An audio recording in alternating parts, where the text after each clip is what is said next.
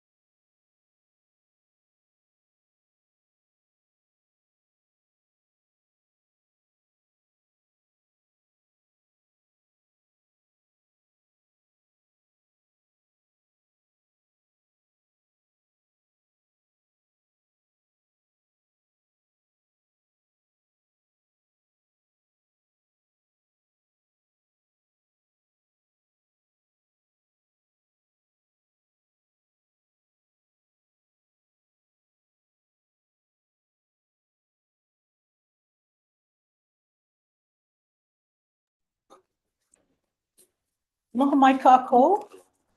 My name is Dawn Chang, and I am Chair of the Board of Land and Natural Resources. This is a January 24th, 2025 meeting of the Board of Land and Natural Resources. It is 9 a.m. I'm going to go over some public meeting protocols. We are holding this meeting as a hybrid. Some of us, actually, all of us are here in person.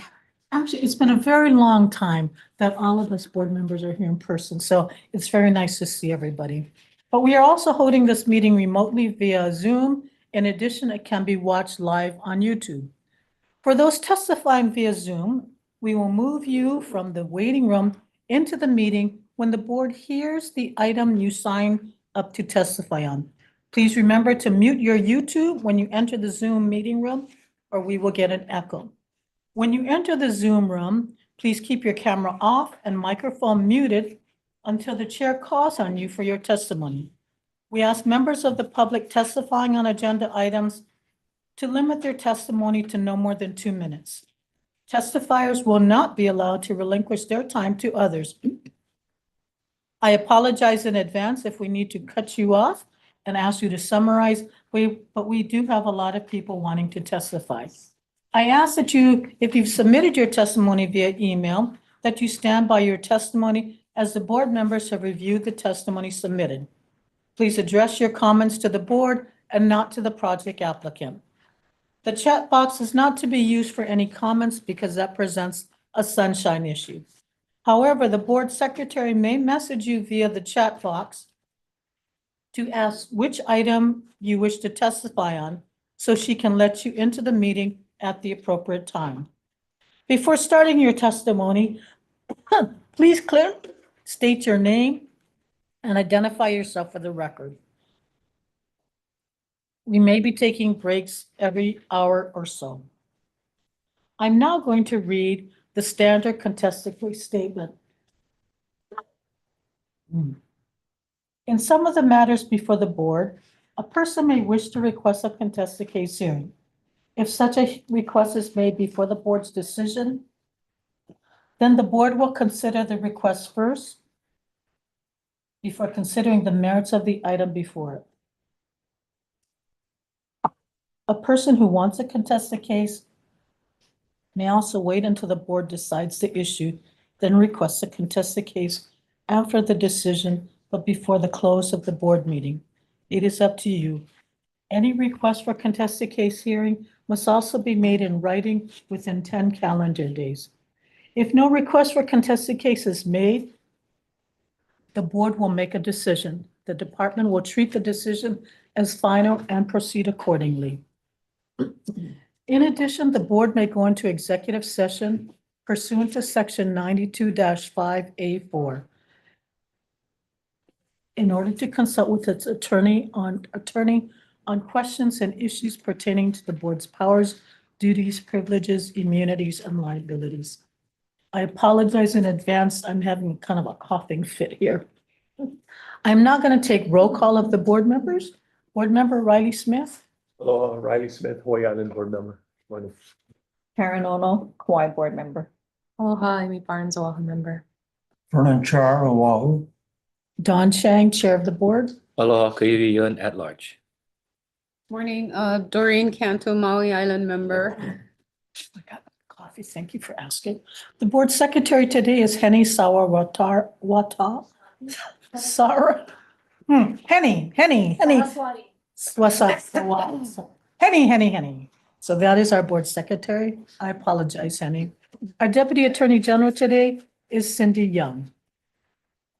With regard to our agenda items protocol, we generally hear items in order unless there's been a request for an item to be moved up. We do have an item that's moved up, K2. I do see members that are here for item D6.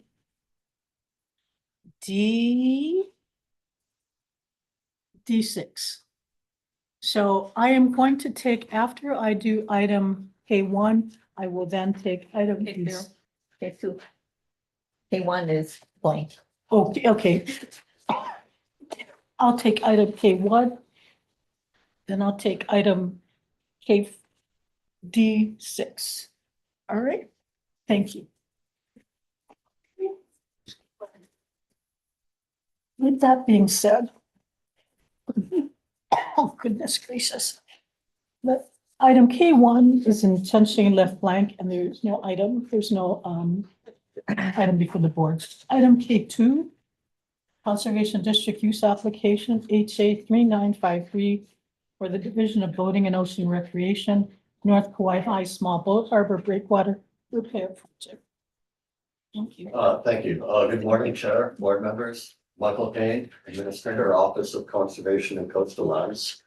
This morning, we will be asking the board to approve the application which I mentioned. This is for repairs to the harbor at North Kauai Small Boat Harbor. The applicant is the Division of Boating and Ocean Recreation, and Finn McCall has joined us online. The consultant is Berta Sunnelly of Oceanit.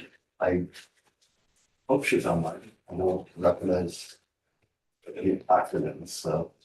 I'll give a quick overview or guide you to the staff report and turn it over to Finn and the board for any questions. Thank you.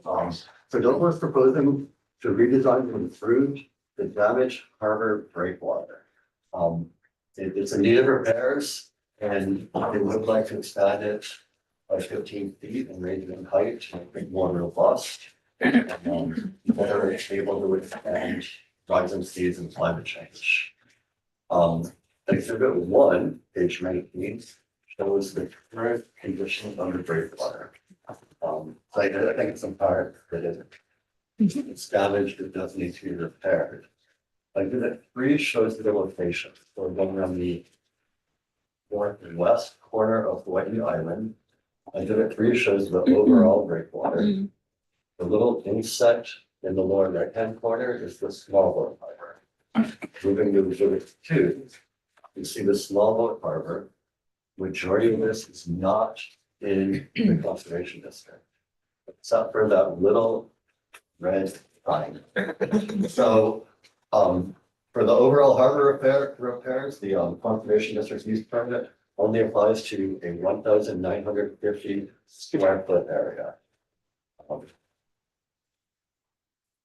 Or that area in red. In terms of public comments, we haven't received any comments in opposition. We do receive significant recommendations on best management practices from the National Marine Fisheries and Wildlife Service. Page 5 outlines, on page 5, we start with a couple pages of recommended BMPs for harbor repairs and within marine waters. And the Fish and Wildlife Service also gave a number of recommendations for mitigating the possible impact to corals and fish. The project will need a special activity permit from the Division of Aquatic Resources to handle the relocation of any coral. In terms of a cultural impact analysis, we received 2 comments. One was a request for the archaeological inventory survey, and that person didn't follow up with additional comments. And the Canoe Club had asked that they be included as a traditional cultural property. Let me make sure I got the right. And the consultant has agreed to submit the application on their behalf. So that's outside of the conservation district, but I wanted to call that to the function. With that, the project will still need a U.S. Army Corps permit. So this isn't the last step. And our office is recommending approval. We believe the impact will be mitigated, assuming that the recommended best management projects, best management BMPs are followed. I forgot what this is, practices. Thank you. Thank you. Thank you very much, Michael. I think we do have members from DOBAR. Finn, and your consultant, would you like to add anything to the presentation?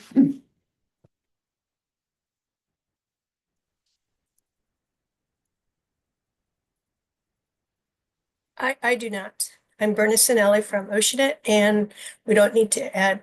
We worked very closely with OCCO on what was being prepared, and so all of our comments have been incorporated. Thank you very much. And Finn, I don't see you adding anything, so board members, do you have any questions for either OCCL or DOBAR? Chair, I have a question. Yes. On exhibit page 1, Michael, those damages look pretty severe. Do we know how that occurred? How that happened, that break? Can I defer to, Dilbor on that question? Finn, I can guess. or is it Berna? Finn, did you hear the question? How did the breakwater get damaged? I know that there were several storms. Oh, Can't you unmute. can't unmute.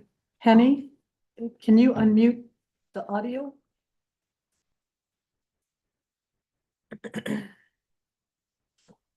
I mean, my assumption is that standard swells do damage. And depending on how well the harbor is built, not everything was built solidly. And this is mentioned briefly on page 2. Yeah. Well, we see if Finn can unmute. I think board member Smith has got some comments too. Yeah, so this breakwater is undersized for the north swell that hit the area. If you look at the outside breakwater in exhibit three, the breakwater that protects the harbor, the stones out there are probably 5 to 10 tons in size. And with revetment projects that work in surf, it's the weight of the boulders that counteract the energy of the waves. So this small boat harbor on the north side, the way they built it, the rocks are too small. So if you look at on this island, the shoreline protection that works, like if you look by Kowal Basin, in front of Honolulu Harbor, it's all big boulders. And so it's just undersized. When you get big swells, it moves them out of the way. My apologies. I didn't mean to bring the board's attention to exhibit 4, which shows a cross section of the proposed repairs, which, as board member Riley mentioned, will be much more robust than the short dry stack wall. Hi, everyone. This is Finn McCall with DOBAR. Sorry, I was having issues getting my audio hooked up. Can everyone hear me? Yes, we can. Finn, go ahead. Okay. Hi, thanks. Yeah, just to echo what Riley was saying. Yeah, the purpose for this project and the reason for that big breach in the breakwater is, the very large winter swells that we get over there in Kauai High just busted through the breakwater that is undersized for the current conditions out there. So that's why we're doing this project, to strengthen and raise the elevation of the breakwater. Thank you. Thank you. Thank you, Chad. To that point, Finn, when was the wall built? I can't remember. Gosh, I want to say in the 60s or 70s. So in the 60s and 70s, are we saying that the evolution of waves has grown? Or the engineers just missed the mark in the 60s and 70s? Yeah, well, I think at the time it was adequate, but yeah, with the sea level rise and just the increase in the wave energy in that area, it definitely has gotten worse over the years. Yeah, I wanted that on the record. I suspected as much because there are those that deny climate change and sea level rise issues, and here in Hawaii we are facing it. As an island community, absolutely. I think we have to be very aware of what we're facing. So thank you, Finn. I have a Yeah, question. you're welcome. Just go ahead, board member. Ono. This is a deep water. So exhibit 3 is the deep water is the larger one. And then the work is on the small boat harbor, which is a small subsection of the Okay, deep water. so you won't have, like, if they were to construct it really tight, like how you said, would that affect like the sand movement? Or is it really deeper than that? This has been a harbor since the 70s, so yeah, I think any coastal processes have already been reestablished or re-normalized. I don't know how to phrase it. We don't anticipate any impacts on beach processes. Chair, a couple questions. Yep, go ahead. And for the record, Michael, would you say that this is a groin Is it armoring the shoreline? No, Okay, I No. just want that crystal clear because I know we're all gonna get emails that, you know, we're armoring, but that's not what this is. correct. So I don't know that there's an official definition of armoring the shoreline in state law. The definition our office goes by is the use of artificial structures to fix the shoreline in place. Okay. And this does not. So whether we call it a groiner, a breakwater, or Right. it's not armoring. Okay, good. Thank you. The Army Corps permit, is that contingent upon board approval today? May I ask the consultant? She's shaking her head no. No? The answer to that is no. Actually, we are continuing to provide information to the Army Corps regarding their permit. We're going for a nationwide permit 3. Okay, so it's simultaneously running then? Yes. Okay, good, because those can take a little while, so, Okay. Yes. thank you, that's all, Chair. Okay, thank you. Any other questions, board members? Right? Yeah, so a couple things. Morning, everybody. Finn, can I go over something with you? Sure. You know, when you guys gave the presentation at Tutu's house, maybe like a year ago to go over this project. You know, I kind of made a suggestion about putting a geotextile fabric in the interior of the wall section. Hmm. Prevent the migration of sand from the north into where the boat ramp is. Right. When I looked at the section, I didn't see that included. Okay. Yeah, no, I'm glad you did bring that up. And I do agree that we should incorporate that into design. So I will make sure that when we put the project out to bid that it does include that. Because I agree that will be important to keep the sand from migrating through the breakwater. Easy to install during construction, impossible after. Yeah. Hmm. Okay, cool. The other thing is, I just want to let everybody know, you know, this is a really important project. There's the big boat harbor where all the barges and ships that go across the Pacific berth at. But there's a South Boat Harbor that was recently improved, and that provides a needed service if you need to launch a boat, you're a fisherman, recreational person, and you want to launch your boat. The nearest next boat ramp to the south is one called Boat Harbor.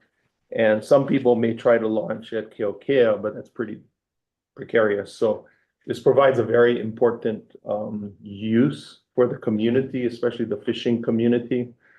One of the problems at this North Boat Harbor right now, if you look in the photos, because the wall has breached, what happens is all the sand on the north side of the harbor has actually gone through the wall. Okay, so you got big boulders. If there was small rock in between, it's all gone. So the sand beach to the north pushes all the sand through the wall, and where the boat ramp is, where you could launch a boat, the water depth is maybe 2 to 3 inches for probably 50, 60 feet out. And so you can't really launch a boat with a trailer and get it deep enough to put your boat in the water. So the only people that can use this area right now are canoe paddlers or kayakers or swimmers. So it impacts Kauai High Canoe Club. It impacts when they have regattas because all of the races occur right in the harbor entry mouth. So it's an important asset and heavily used by the paddling community and other kayakers and other boat users. And that's what I was trying to get across, the sand, the movement of sand and how it affects the harbor Okay, and the shoreline. cool. Thank you. Thank you. Just as a comment, Michael, I can't see too good. There's these cross sections. Oh, When Riley was talking, I think that's a great idea for the geotext. How high is the wall? I can't see the numbers. about sea level? Go ahead. Oh yeah. So yeah, it's currently at about 6 foot elevation. We're raising it 4 more feet up to 10 feet. Up to 10. Yeah. So does the design consider the increase of wave swells over the years? So why 10? Why not 12? Why not 9? Yeah, we had actually looked at raising it up to 12. And the benefits of that versus the costs, you know, you don't get much more performance out of 10 feet than you do with 12 feet. Vernon, did you have something else to add? Yeah, we talked to the community about the higher height at 12. And one of the big concerns was that if it's too high, then a lot of the coaches who are coaching from the shore will not be able to see the paddlers. So at that meeting, we actually revised it so that it did go to 10. Just tell them stand on the wall. I'm kidding. I'm kidding, bro. Okay. And then, I guess in section 2, are those on the right side post shade, is that stairs? Is that? Yes. Yep. We'll have stairs so that you can access the breakwater for inspections. But that's not running a length, it's just for a section of the wall, right? Yeah, just at the root of it, basically the land side. Yeah, I understand, but I'm asking about the width of it's not the whole way, right? It's just a section. Correct. Yeah, okay, all right, got it, thank you. Any other questions, board members? Is there anybody in the boardroom that's here to provide comments on item K2? Anyone on Zoom, Henny? Okay, I'm going to close public comments. Board members, public comments have been closed. Do I have a motion? I move that we approve item K2 as recommended by staff. Second. Motion has been moved and seconded to approve item K2. Since this is the first vote of the board members, Henny, could you do a roll call? Member Chair Chan, Aye. Member Char, Yes. Member Kanto, Aye. Member Barnes, Aye. Member Yoon, Aye. Member Ono, Aye. Member Smith. Aye. Motion passes unanimously with 7 votes. Thank you very much, you, Michael, board and thank members, you, Chair. Ben and Bruno. Thanks, guys. Thank you. Thanks, Finn. We're going to move on to item D6. This is a grant of perpetual non-exclusive easement to the city and county of Honolulu on behalf of Honolulu Authority for Rapid Transportation for elevated guideway and utility purposes. Good morning, board members. Rusty Suchi for Long Division. Barry is online and he's going to present this matter, but I'll introduce it since the parties are here. This is a request by the city Heart organization requesting a non-exclusive easement over a existing non-exclusive easement in favor of a state project. Agency is HHFTC, the housing agency, which I understand the HHFTC entered a lease and the lessee built a building for elderly disabled rental project. Right here in Evelyn. And this request came in actually quite a while ago, and we had sent it to HHFTC since they have an interest in the land, which is the and to comment, and they sent it to their lessee, and their lessee is represented by Mr. Dixon Lee. I believe he's either online or is here. He's in the But boardroom. this testimony that he submitted for today is not new to us. We've seen these conditions that he's asked before. The staff had transmitted that over to Hart years ago, actually. But to date, my understanding is Hart has not committed to that. I know there was some request that the fire department be asked to say that, this pillar is going to go on a 20-foot, the total easement, I think, as I understand, is 20 feet wide. So it's going to 50 feet. Okay, so the pillar is going to take up a portion of that easement area. So obviously the housing project wants to make sure if there's any fire or any kind of emergency needed, especially at this one where you have elderly disabled people living, that they can get there. And today we really haven't resolved the matter. Chair thought it was a good idea to bring it before the board. Maybe the parties can work it out. I don't know the condition, or if the board wants to impose certain conditions on this easement. I think that's what Mr. Dixon Lee is asking. But that's really our presentation. If you have specific questions, myself or Barry. Sorry, Chair. Yeah, I do have. So your last statement, Russell, that the parties haven't figured it out, right? That's what you Haven't said. agreed upon. Haven't agreed. So is part of the intention that the board arbitrate and find solution between the parties? No, that wasn't our intention, but I think the intention was have the board to be aware this easement request is coming forward. It's been pending for a while. I think Hart wants to get it done. Okay. I can understand that. They're not there yet on construction, but they will soon be there. And perhaps it could add conditions on the easement if you want. Okay, thanks, Russell. So I think we have both Hart as well as Mr. Lee, so. Oh, go ahead, Paul. Thank you. I don't know if this is for Russell, but the 50 feet that he just spoke about, how advantageous is that at 50 feet? I don't understand. Yeah, I think he mentioned 20 and then he corrected the footage to 50 feet. Barry is online. Barry, you have Barry's this? here. Oh, you're here. Snuck in, Russell. Just Hi, exact square Barry. footage and width. I just wanted to know, it went from one number to another. okay. And why? No.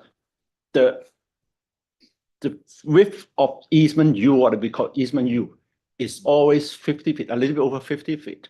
And even on the map, and I think I can ask Mr. Lee to confirm. Yes. He make a little typo. 20, it should have been 50. Yeah, instead of 20. Oh, thank you for that clarification. Let's, we have both Hart here who can answer questions as well as Mr. Lee. So,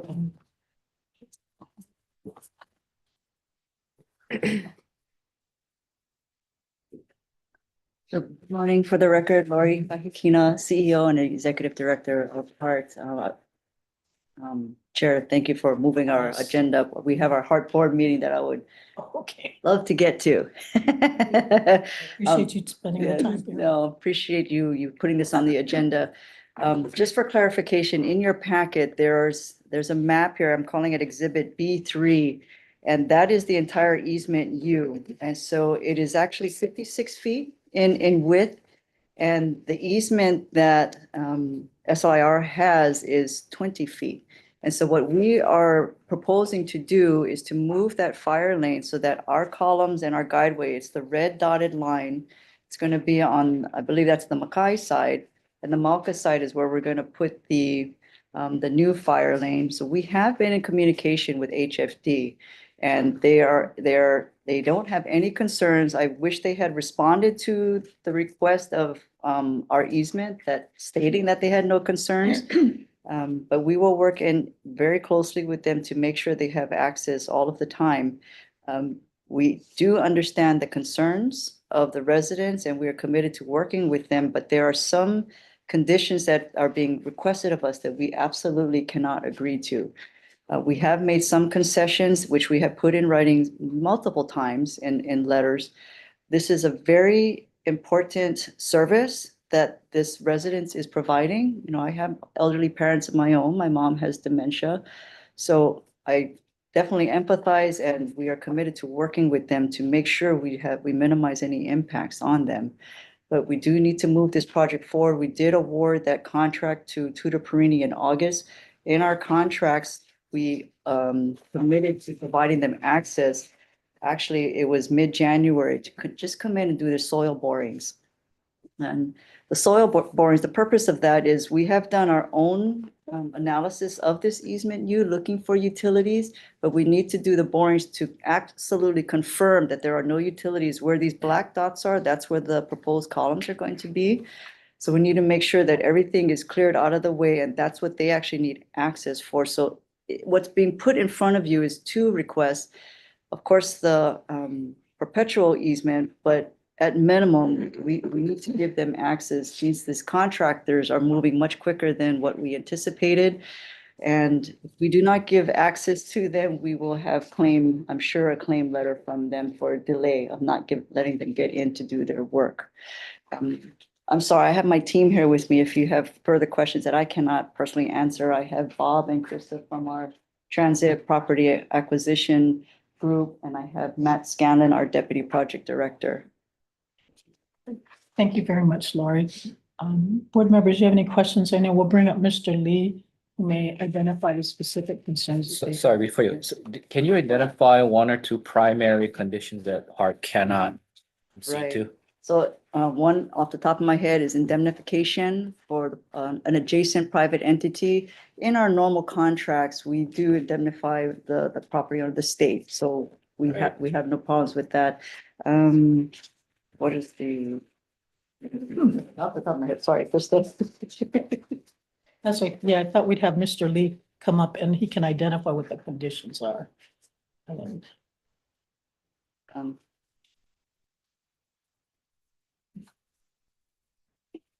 But that would be the primary one? That, The de- Indemnification, indemnification. yes. Okay. So we did prepare, why don't you come on up and introduce yourself, please?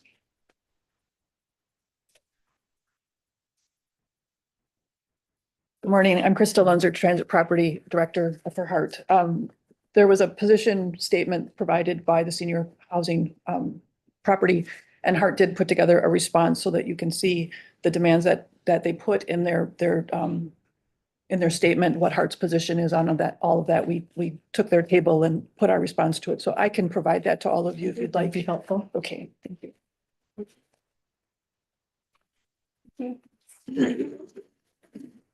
If we have an extra one, if you can give it to our secretary, which is and legal counsel. Thank you.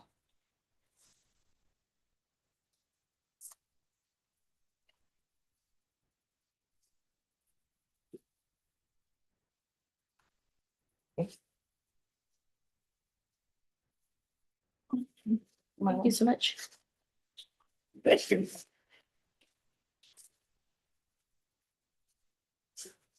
In our March 27, 2024 response, Exhibit B2, these are some of our responses to the conditions that were being requested of us, and point by point, we did respond. But attorney's fees is another one that we cannot do.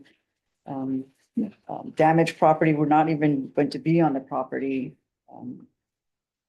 Those are some of the big ones that are sticking out to me. We've been asked not to use the senior property residence at all for parking or whatnot, and we've agreed to that. We were asked to mitigate some noise to the best of our ability, so we've agreed to stop construction at 8 PM, not start it before 6 AM. So the contractor has that awareness. Contractor also has to provide access to the senior housing at all times. So there'll be, while construction's going on, there'll be access. And then, of course, rerouting that access road is the biggest thing. It's out of the way of the columns, and in its after condition, the emergency vehicles will be able to use it as now. When you say damages, you're referring to collateral as a result of construction? Yes, so they're asking us any damage to their property, but we're not even going to be on their property. Yeah, I understand. That's why I didn't understand. Yes. I that's why I'm waiting for them, but yeah, okay, thank you. Can I just ask, and maybe this is a Barry question or maybe for Laurie. This is a 50 exhibit, easement U is 50 feet, 56 feet, you said. And SRI has an easement for 20 feet? Yes. They, Oh, go Okay, ahead. go ahead. they have an easement over the full, Okay, that's what I thought. it's a Oh, okay. non-exclusive Yeah, easement. that's what I They have paved 20 feet for an Ah, access, okay, secondary okay, access. okay. All right, yeah, because I thought it was a Thank you. non-exclusive Yes, thank easement you. over the Thank you. entire. Yes, yes. Okay, all right, that helps clarify. But you are proposing to move The existing the, paved yeah, road, the red to the yellow. Yes. and is that the portion that they paved?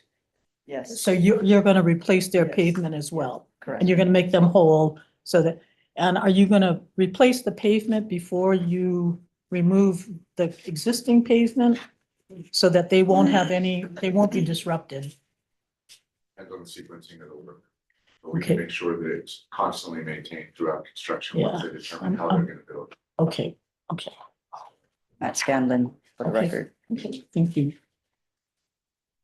Did Mr. Lee receive this as well? Receive your responses? He has received our responses previously, but what I just passed out, he has not seen yet.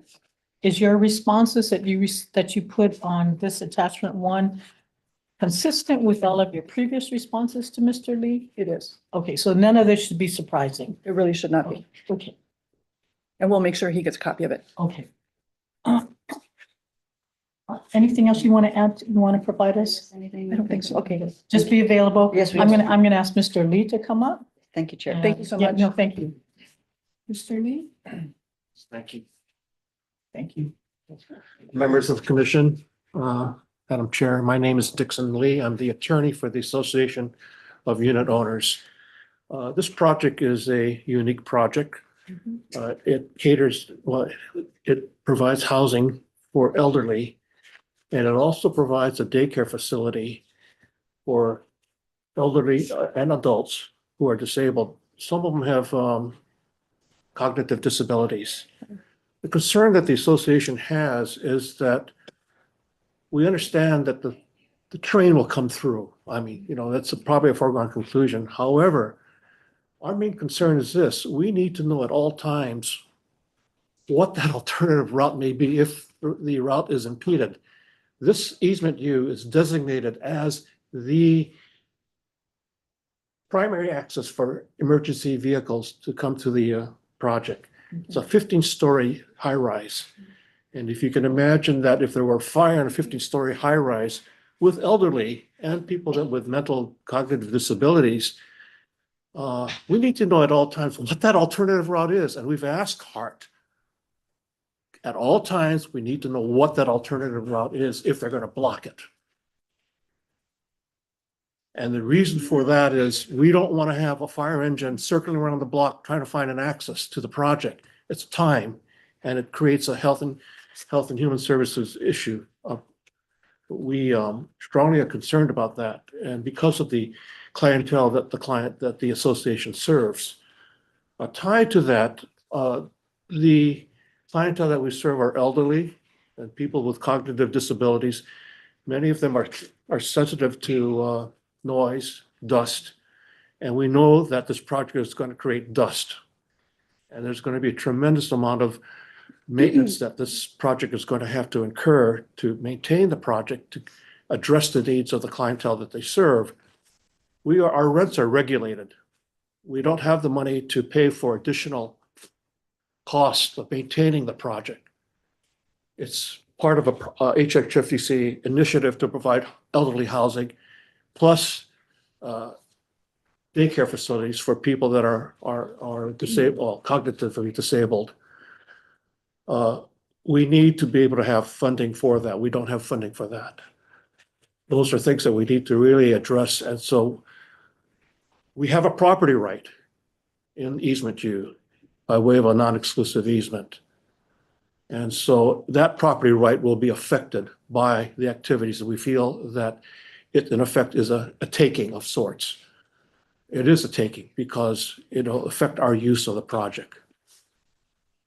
But you know that it's a non-exclusive easement. It's a non-exclusive easement. We understand that. But the main concern is health and safety. We don't want to have a fire engine circling the block to find out where that access is going to be. And that's why we've asked HART. We want to know at all times what that plan is. And we want HFD to sign off on it. Because if they don't, and nobody knows where the access is going to be, we're going to have some problems. If there's a high-rise fire, for example, or if there's a person in distress. Sure.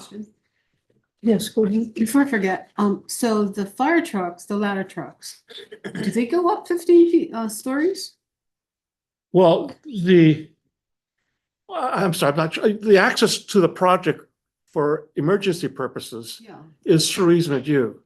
It has to be wide to take care of the trucks. Okay, so I'm just still, okay. And then there are fire hydrants nearby, obviously.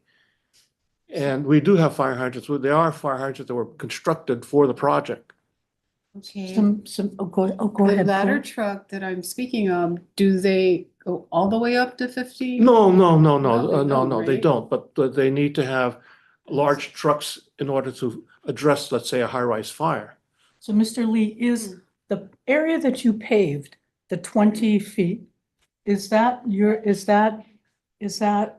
your assurances of how the fire trucks can get into? That would be the primary access. So are you asking when you're saying you need assurances that you know what that route is, that if Hart was required to pave an alternative within easement U, but pave because they want to relocate that pavement. It's probably, I mean, I'm just speculating at this point, but it's probably they're gonna have to pave the whole 50 feet, 56 feet. Would you have any objections to that? No, I don't. Okay. That's a foregone conclusion. It was originally intended to be an extension of, I think it's Ka'ahi Road.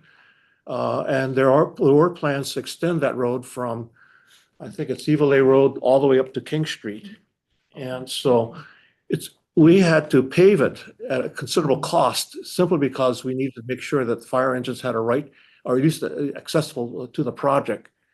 And so that said, if, for example, they have to repave that road, we need to know where that access, where the alternative route's going to be, so that HFD, fire department, will know where to go, and we know where they will go.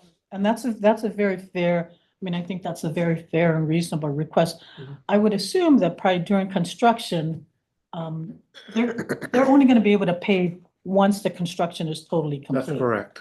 So there will be a period of time where portions of this road is probably going to be open to put those columns in while they're doing construction.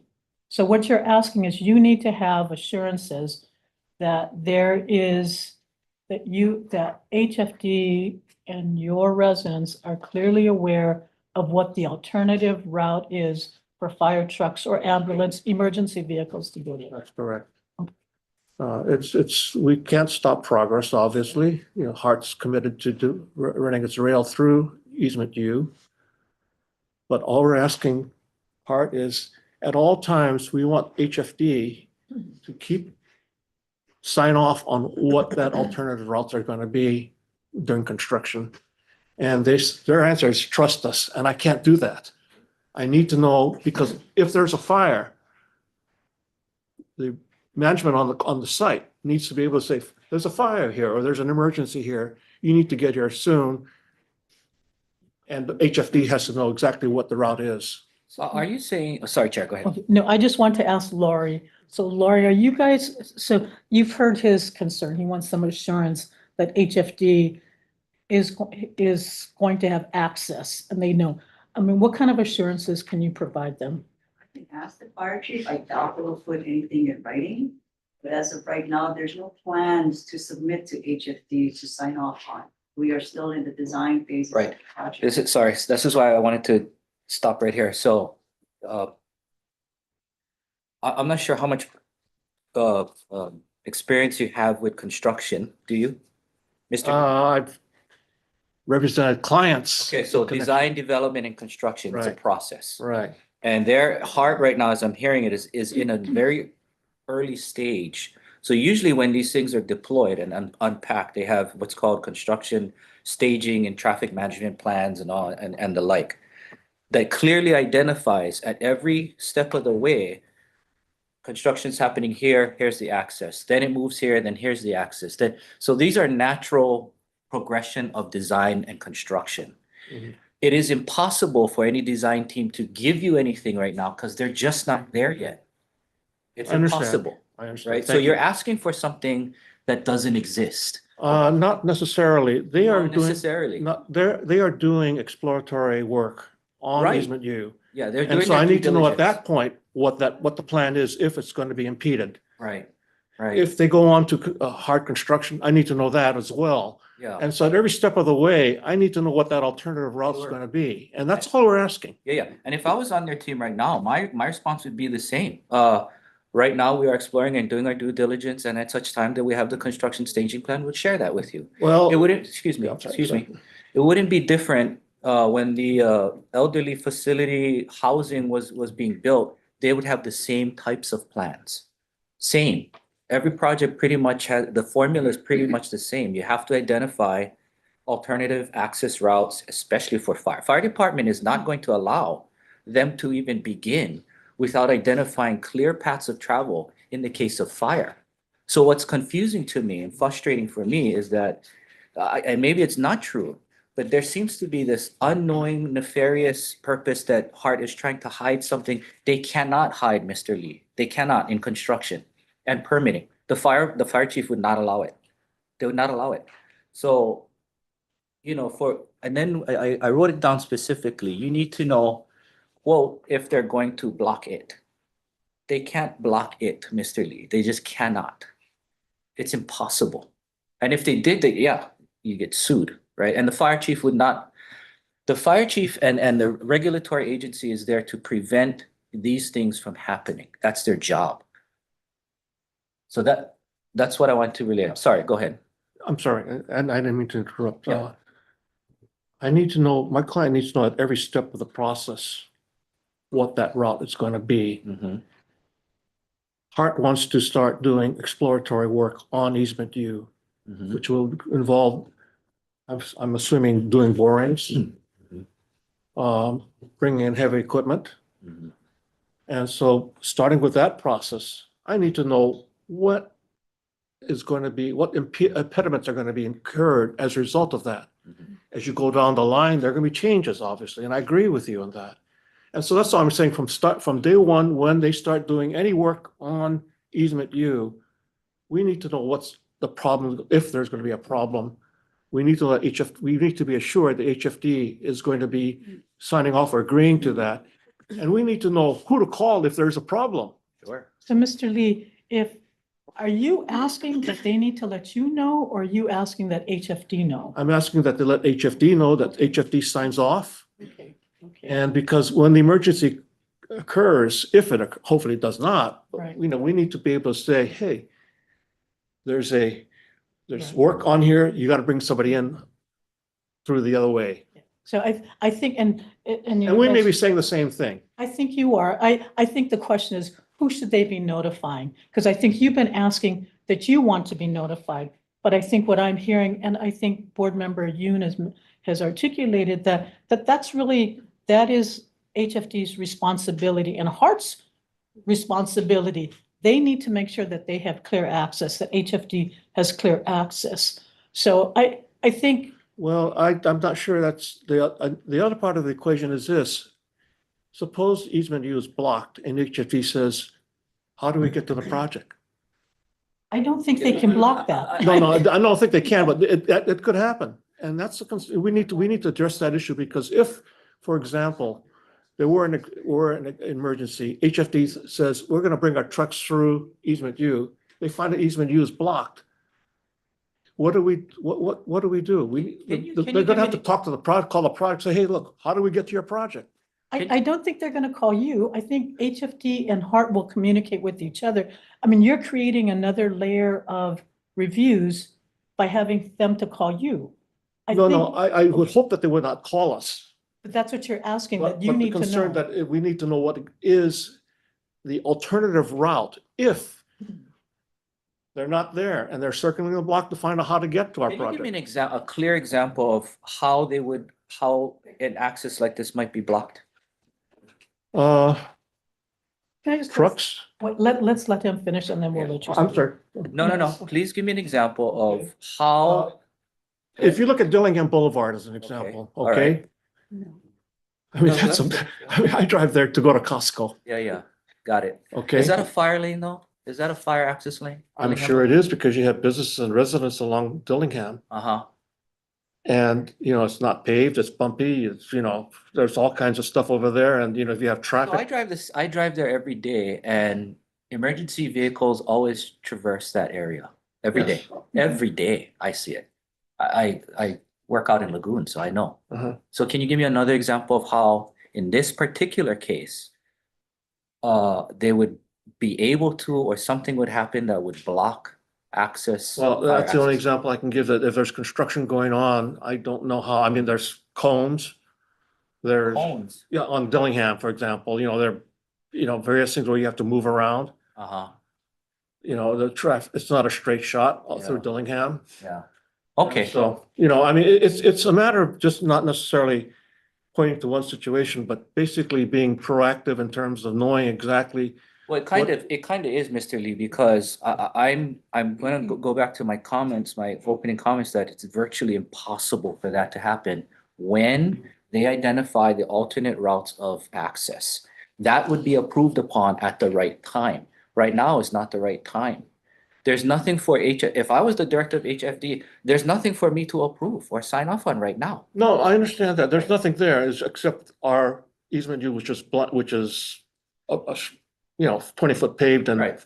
30 feet, unpaved. Right. So what we What I'm understand. saying is this, when Hart starts touching that easement U, Uh-huh. HFD has to be able to sign off and tell us, we approved their Sure plan. they will, but they don't have anything to approve right now. No, but I need that as a condition. Go ahead, why don't you? I just want to clarify that, first of all, it's a secondary access, not a primary access for emergency vehicles. Ah. And right now, both ends of easement U are locked. So the fire department does have keys to the locked areas, but on one side of the easement U, Richard's Meat Market is on the other side. Vehicles park there all of the time. Right now, if it was being used as a secondary access, there would be impediments for the fire department. Correct. We have spoken with the fire department and they have assured us that they have never used easement U as a primary access for emergency purposes to get into the senior residence. They use the main entrance to the building. And then the fire hydrants are on that property. The fire hydrants are not within easement U. So we're not even talking about a primary access right now. That's We're talking correct. So, secondary. Mr. Lee, is that I- correct? No, that's not correct. When we developed the project, we were mandated to use easement U for fire, for emergency vehicles. Yeah, but that doesn't answer primary, secondary. No, it's primary. It was a primary. It is gated, yes. But Then it's that- not a primary. No, it is a primary. It was required to, we had to put a gate there with HFD having access to it, to be able to break the lock or open the lock for security purposes. But that was amended to be by the development to be the primary access to the project. But there's another route to get. for We the have, fire there's department. easement, there's access through Evelay Road, but Are you saying that that's the secondary route? that could be a secondary route, yes. No, no. If this is the primary, if you're Yes. saying you is the primary, the other route is what? Evelay Secondary, Road. secondary, right? Is Where, that do- what- where do the fire trucks currently, have you ever had a fire No, truck? We have Emergency? not had an Or you've emergency never, how long has this building been up? since 2015. So 9 years, 10 years. Yeah. And you've never had an ambulance or fire truck come? I to don't know the- about ambulance, but I know fire truck. There has not been a fire there. So you're on record, Mr. Lee. You is the primary and the other access is the secondary, correct? So if Hart goes back and checks with the fire chief and the fire chief says, no, you is the secondary and it's gated, locked. What would be your response? Easement U is the primary because it's supposed to be Fine. unimpeded. I'm Okay, gonna no, I grant understand that, There's parking. but it's not for There's me to parking. say. It's a parking lot. You're not hearing my question. Yes. The fire chief is the authority here, not me, not this board. You're on record saying that you is the primary, right? Yes, If the fire chief says no, it's the secondary, what would be your response? that's fine too. I mean. Well, then all of this goes away, But that's doesn't it? not the case right now, is what I'm saying. Well, you can't come to, wait, so you can't come to Let the me- board. I'm sorry. You can't come to the board and we're not gonna argue if it's primary or secondary. That's why when Russell was here, I don't think the board should be the arbiter of this, right? But if the fire chief, from what we're hearing from Hart, is that the fire chief identified this as a secondary, and you have parking, and it's gated, and it's locked. Mr. Lee, that's not a primary access. That's why I asked if you know design and construction.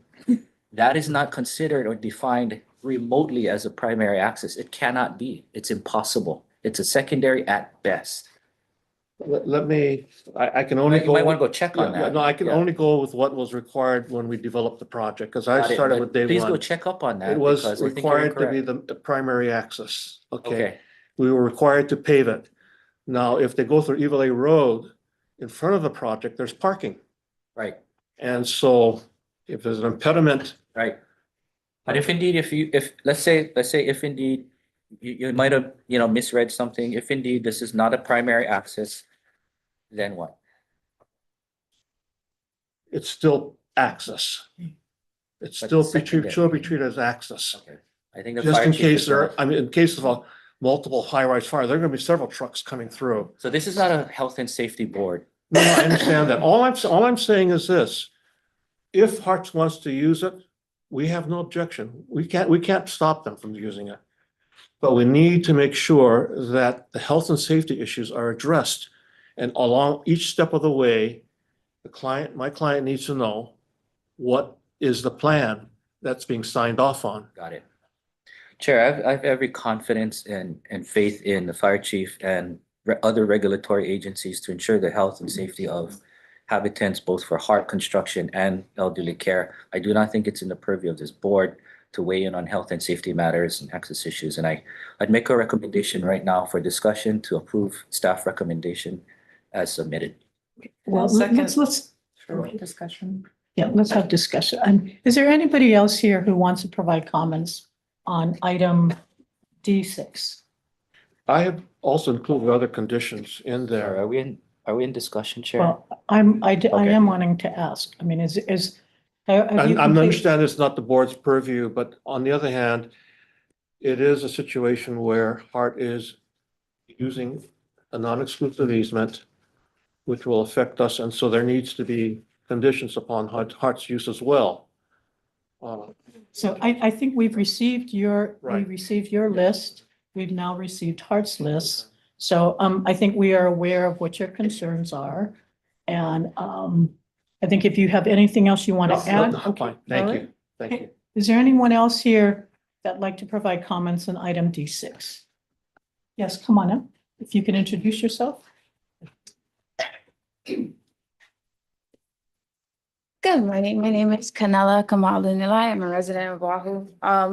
I believe I just want to ask for clarification. When Hart said that they granted the contract already, what did they grant the contract to the contractor, and what does that involve? Because the only matter before us is this Does- easement. I would contest this case so that more clarity can happen before fast tracking happens on the sake of a contract. I just sat in a city and county meeting in Wamanalo for a pavilion. They gave us a structure and not a design. They said they would come back to us and they did not. And if this is Kupuna's health safety and their safety as a whole, that should be first, even if we lose money in contracts and claims. So you want me to explain this or you want Hart No, to that's, explain? yeah, no. Whichever way. No, okay, She's no, I gonna think, contest. no, I think that's okay. She's entitled to file a Sure. contest, a Yes. contest accuse. So, okay, Are you contesting? Yes. Okay. okay. Chair, We can go pursuant into to, executive. yeah. Chair, let me get the right language. 92-4. Yeah, Chair, I make a motion to go into executive session pursuant to section 92.5A4 HRS in order to consult with our attorney on questions and issues pertaining to our board powers, duties, privileges, immunities, and liabilities. And I'm going to ask you, what was your first name? Penella. Canella, what is your property interest in this project? So I am from Oahu, born and raised on the streets and beaches of this place. So I claim Oahu as a whole. So I don't have a street address. I live in a federal housing. My family comes from the streets and Kupuna of that ways.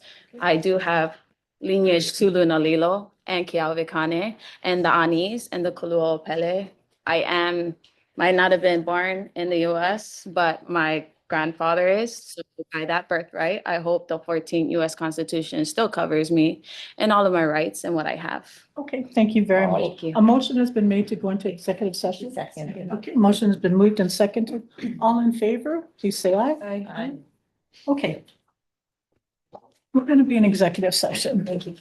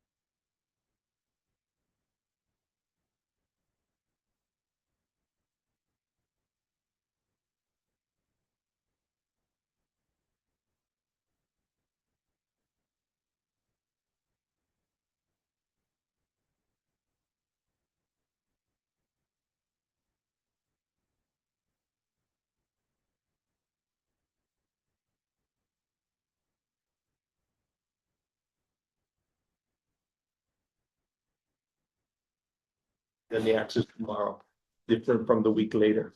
And it might go flip-flop back and forth depending upon where the contractor is working. You do not have a right to know what the contractor is doing, know what the fire department is doing. You have a right to know that they've coordinated and that they are in communication to protect your property. And that's what your right is. Okay, so we're not ignoring you. We're just not gonna give you what you want. Okay, no, I'm sorry. No, we're in actually, we're Anyway, in that's all I wanted to discussion. say. And thank you very much for articulating that, Board Member Smith. Any other discussion? Chair, I'd like to comment on Member Smith's comment. I will echo his thoughts. And I wanted I'm sorry, Lee? to understand that, you know, we understand your concern and you. Chair, the microphones were Off. not on from when the Oh. board went back into executive Oh. session, so probably a recap of what we. Okay, okay, so I'm just gonna recap. Okay, so thank you for bringing that to our attention. So the board did come back after executive session, after consulting with our Deputy Attorney General on our duties, privileges, and liabilities, in particular in response to the request that was filed, that was orally requested by Canella for contested case hearing. Upon coming back into open session, the board explained to Canella that she did not have property interests in item D6. And based upon that, a motion was made to deny her request for contested case hearing. A motion was moved by Board Member Barnes and seconded by Board Member Yoon. All 7 board members voted in favor of the motion to deny the request for contested case hearing. So now a motion now has been moved by Board Member Yoon and seconded by Board Member Barnes to approve staff's recommendation on item D6. We are currently in discussion. So again, thank you, Chair. So in short, I wanted to echo Member Smith's comments to both parties. And I do want to express, you know, we sympathize with your concerns and we understand it. And I just want you to know that, you know, we support both sides, if you may. But to just know that, you know, we're not trying to be hardcore or anything on you, Mr. Bates. Please understand that. Thank you. Yeah, and I'll say, you know, thank you, Mr. Lee, for having the patience with me as well. this is my particular background, so I just found it frustrating that, that I could not articulate more clearly to you. But I will reiterate that I have the full faith and confidence in our regulatory agencies, especially the fire department. They do such a great job, and our fire chiefs, that they will be coordinating. And I know personally a lot of them in that district. And Mr. Lee, they know that that's Kupuna housing. They know that they need access to these areas. They know and will ensure a safety traversing during construction. I have full faith in them. So just wanted to say that, but thank you, Mr. Lee. Appreciate. I do have a final comment regarding your concerns related to dust. If there are any damages or injuries that arise due to the construction, you should bring that to HART's attention. And I'm sure HART will respond accordingly. Okay. With that being said, any other comments? Just one more, which is, I mean, sort of reiterating what everybody said, but just a bummer. These are two such good projects and two such good groups. I mean, you know, I think many of us here have family members that are going through dementia that have been in, you know, my mom worked with in special education her whole career. So I think the work you're doing is so important. I think the work you guys are doing is so important, right? Creating, you know, fast, affordable ways for people to get around and get out of traffic. That's also really important. So I just wish we could all get along and communicate a little better. I would encourage you to do that. I think if you guys haven't shared this with Mr. Lee, that would be great. It really, I think I see in this a demonstration that you are trying to see his concerns and meet them. I'm sure that this board would agree with me in an encouragement to you, which I think you're already doing, to keep the lines of communication open. You know, that goes in both directions.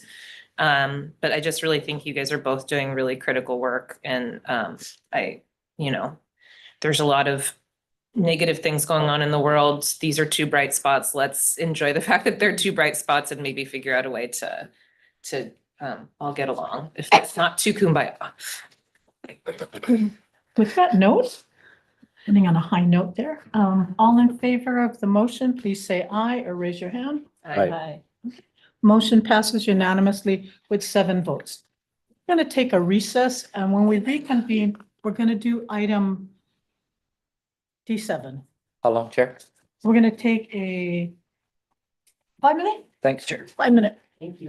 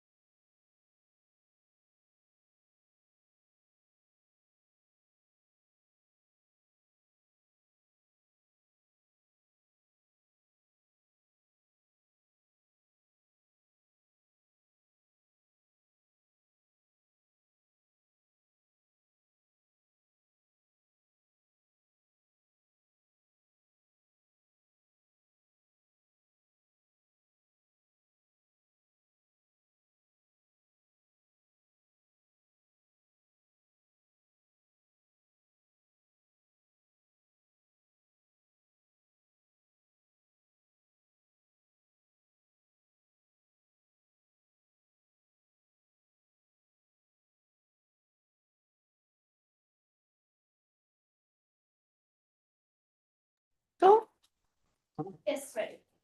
Thank you, everyone. We are back in session. Before I take item D7, as I mentioned before the recess, I was notified by DOFA, item C1 has been withdrawn. So I'm now going to move on to item D7. Kevin? Morning, Chair, board members. Good morning. Kevin Moore, Plan Division. D7 relates to country club property on Banyan Drive, on Fifth Peninsula, Hilo.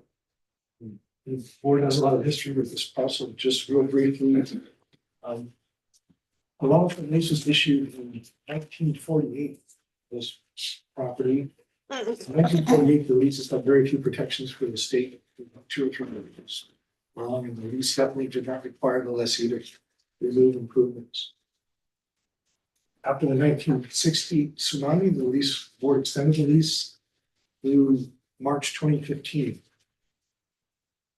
In 2015, the board authorized a holdover of about 3 months.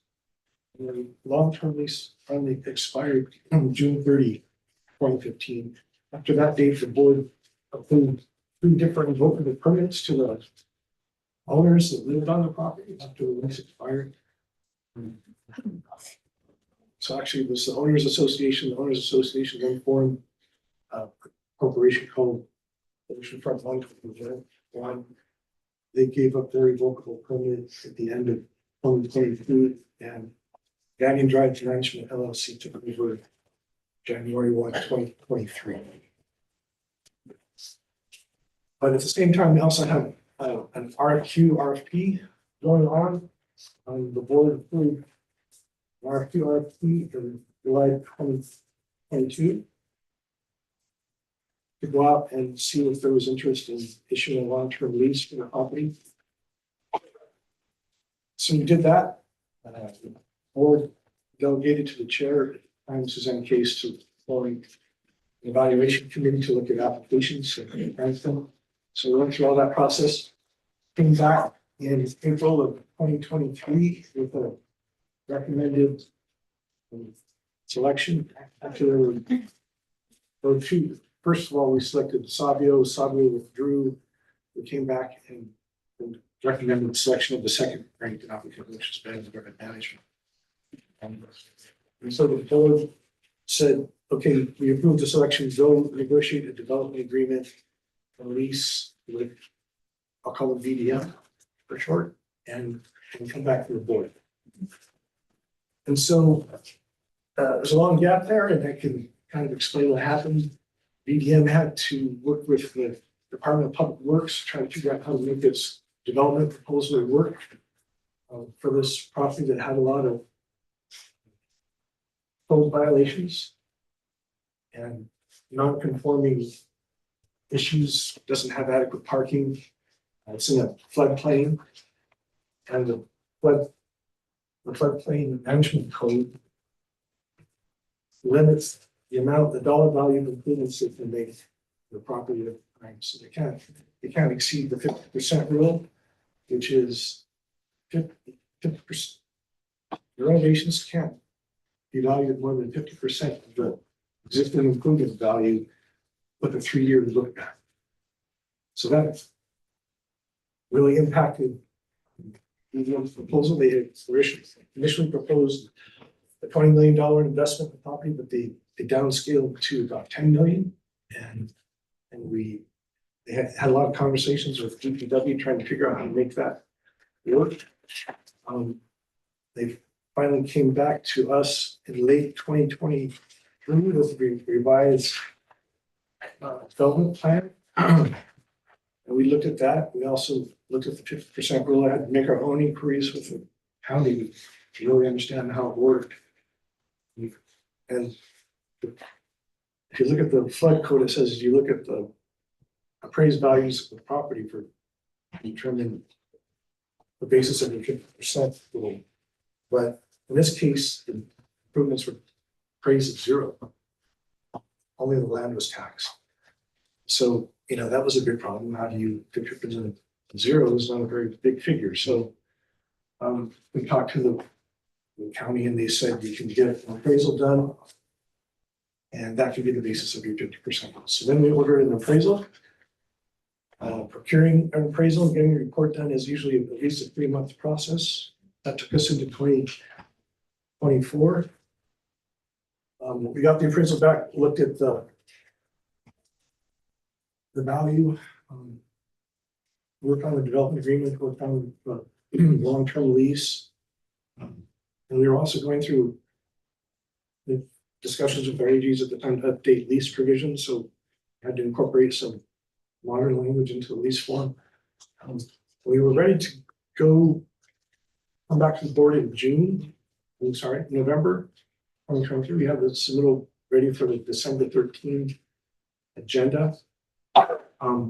At that time, the chair told us that there was a possibility that the whole Banyan area, Black Peninsula, might be transferred to HCDA by a bill of this session. So those bills have been introduced.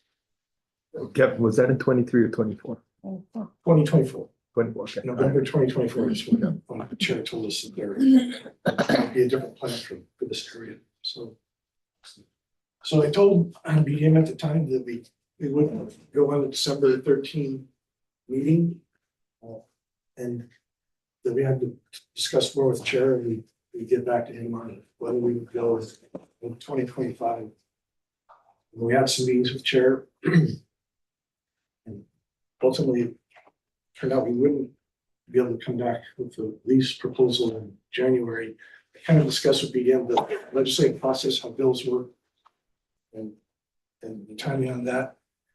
BDM decided they didn't want to hold the permit they have for the property pending the outcome of that process. And so they gave us notice on January 9 that they're surrendering the permit. The RP terms require 25 days notice to the board before the permittee vacates, and so they gave us 25 days. But they have tenants, some of whom are month to month, due to the residential landlord tenant code. BDM has to give its tenants at least 45 days notice to vacate. So that created an issue because we don't want to manage this property with tenants in it for 20 days after BDM is gone. So we had more discussions with them. BDM is now agreed to stay through the 45-day notice period, which they calculate as February 22, but we calculate as February 23, because it would be 45 days after January 9. And so we're planning, working with BDM, working with DoCare to secure the property after it's vacated. And we'll try to procure a fence contractor, erect a fence around it. DoCare's going to post officers there to keep the Uncle Billy situation from developing there. It's going to be expensive. I guess we'll see what happens with the HCDA bills. They require a transfer of the property. But that's where we are today. The recommendation before the board is to waive the phase 1 environmental site assessment requirement under the revocable permit. All of our RPs say that the permittee needs to conduct a phase 1 ESA with the termination of the permit. So oftentimes the board waives that requirement. They waived that requirement for the prior 2 permit holders for this property. It's waived it in other cases. We have studies. We know that there are hazardous materials in the structures. This permittee didn't place them there. They're there. Properties were constructed in the 60s. Kevin, is it just like asbestos or what's? Yeah, asbestos, lead paint, just typical kinds of things. And there may be others too.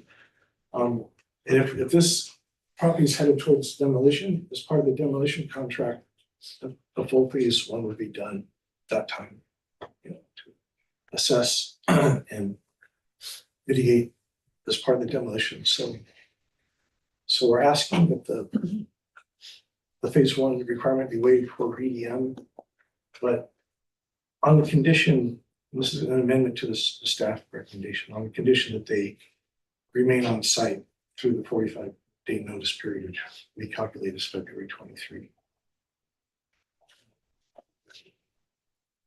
And then there's part two of the title of this submittal says discussion of whether to issue a development agreement or long-term lease, but at this point, we don't know whether BDM is interested.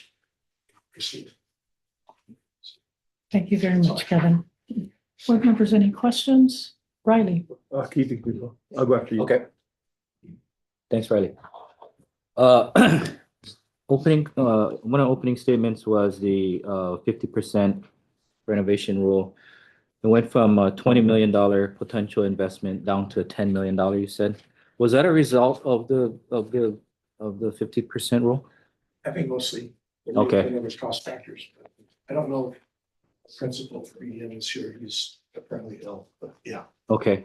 And if okay with the board and or chair, that you made a comment about HCA transfer. Can we unpack that at a separate? I don't understand what that means, Yeah. but yeah, we can chunk that out.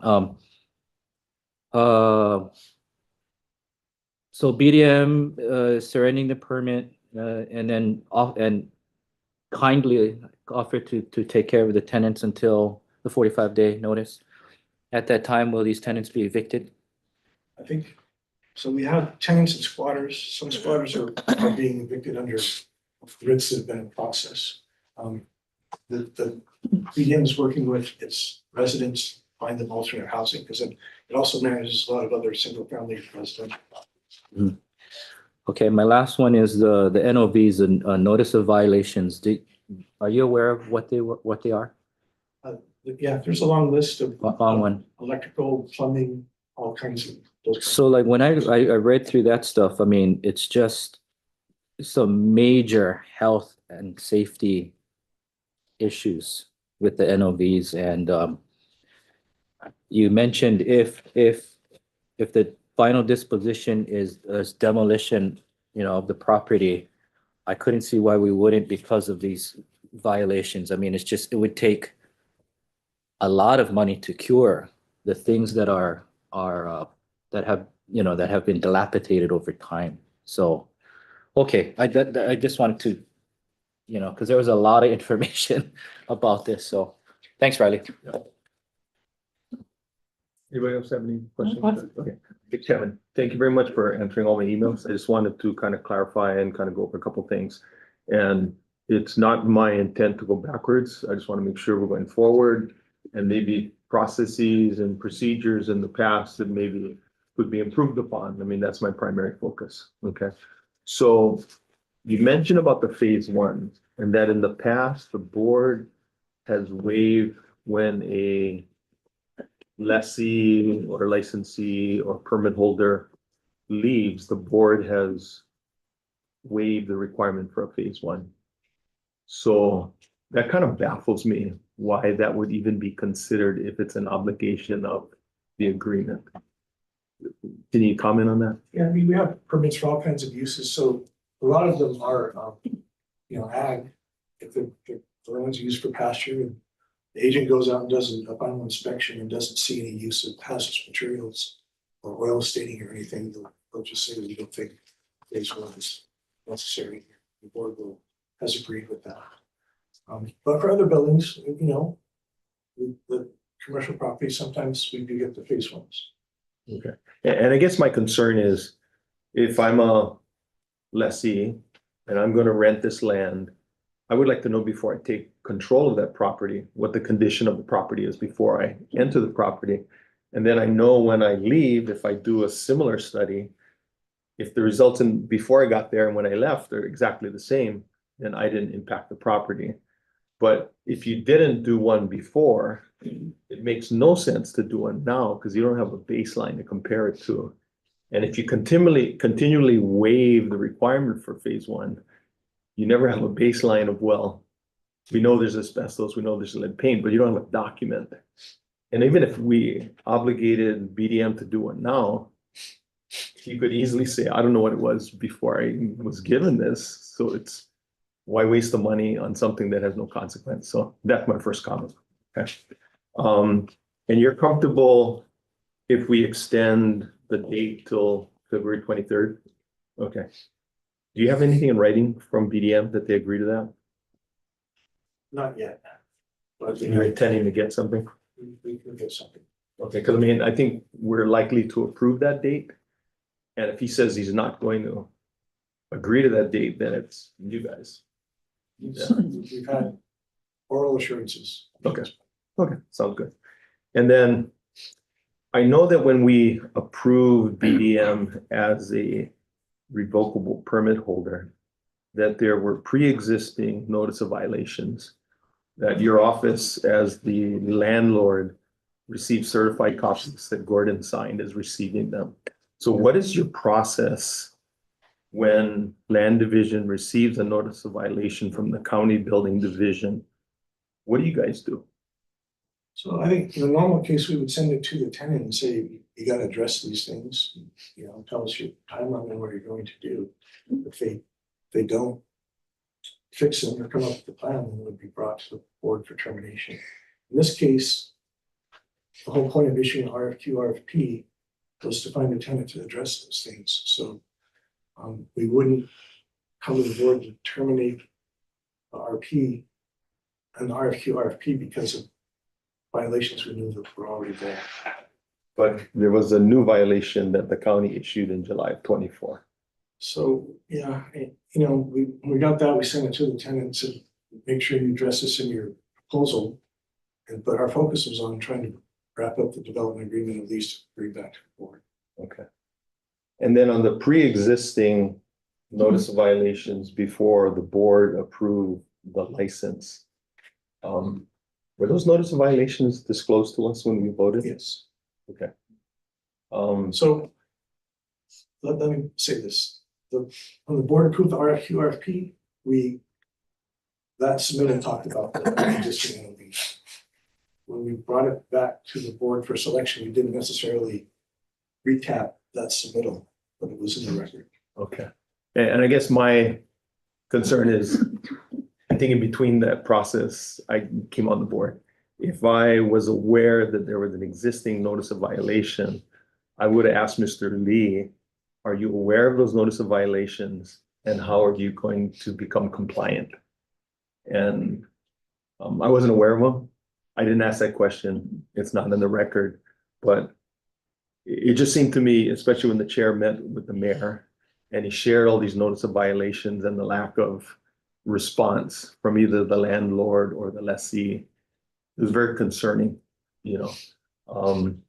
and like any new administration, they come on board, they do inherit pre-existing conditions, but they don't want to continue, practices like that. And so I just want to make sure that going forward, there's a lot of older buildings on Banyan Drive. Hilo's in an aggressive environment for moisture, humidity, termites, all that. And so we just need to make sure that going forward, if there's existing notice of violations, that our staff signs a certified letter saying that they received it, that we are very systematic in giving deadlines to the lessee.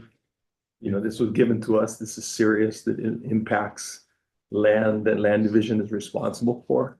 So I just want to make sure that there's a process to resolve those issues rather than something that was from 5 years ago that's still a violation.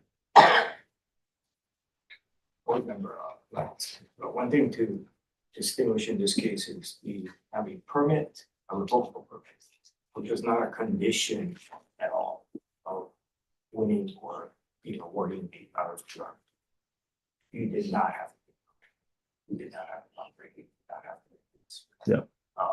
We had Mr. Sabio who had been under the roof for his organization, was assisting, but he terminated a while ago. He stepped up to help operate the building. He did not have. There's no condition. We would have.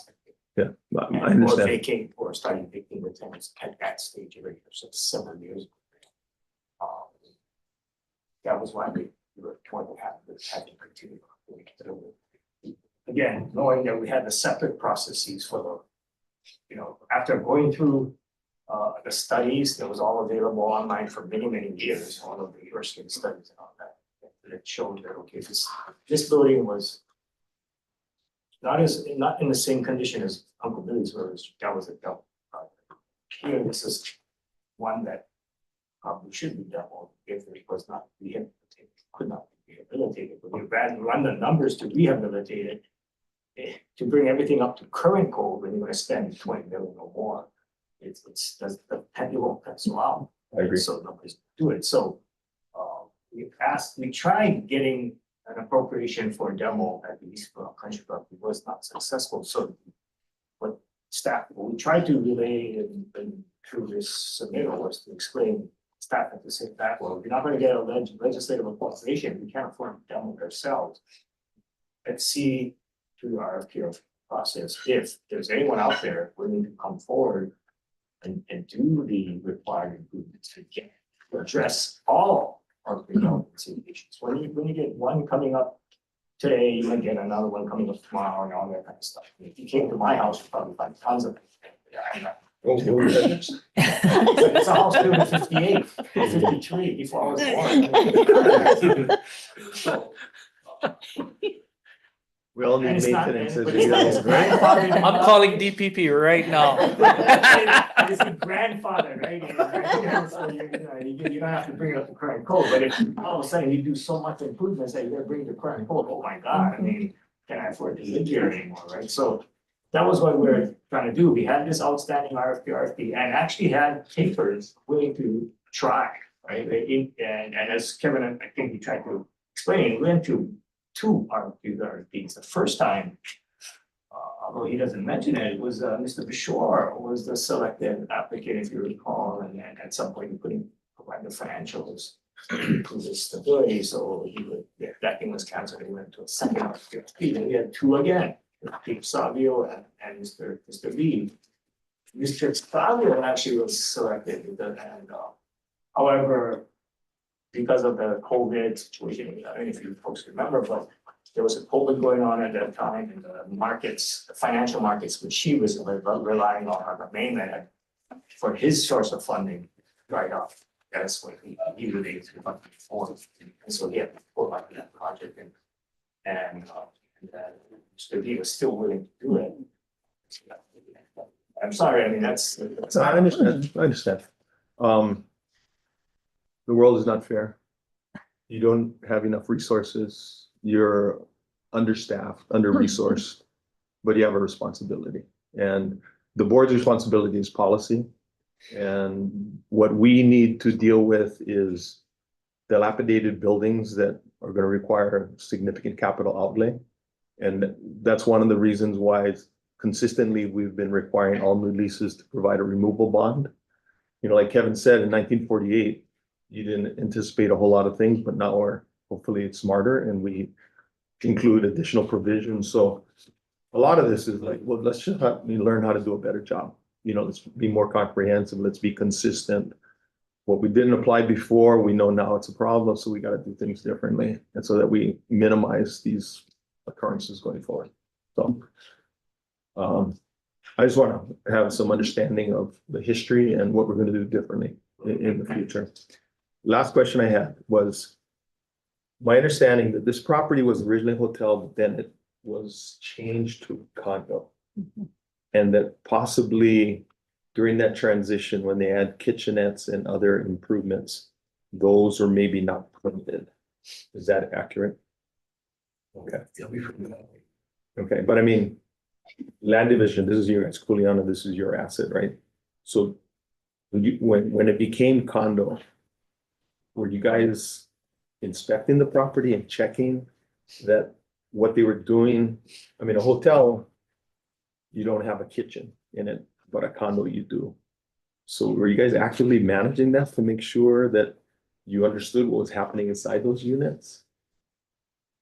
I think the inspection reports, I think inspections were done, but they were basically, publicly accessible areas.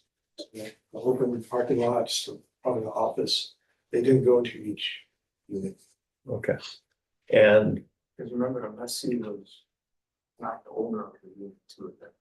Because he don't- okay, and that's all fine. So I mean, going forward, what do we do differently? Yeah. I mean, but if it's clearly, it used to be a hotel and now they're selling condominium units.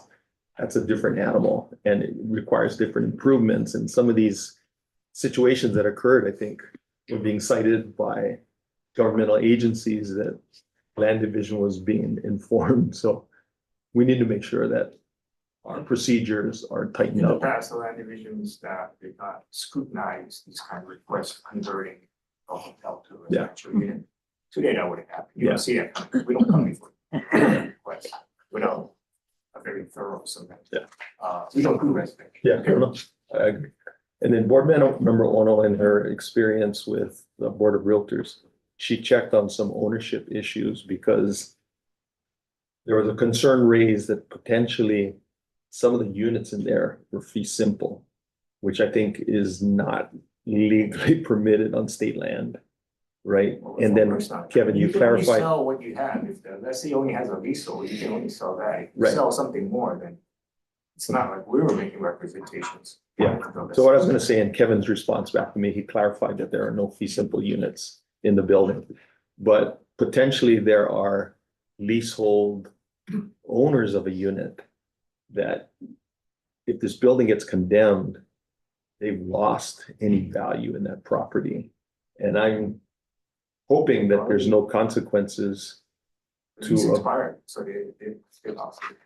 The lease expired. okay, so the leasehold interest expired too? Okay, Oh, yeah. all right, I wasn't clear on Yeah, that. the only on that permit, tenancy of 1-to-1. At most they could get was what Ryan had. what the Okay. permit he had.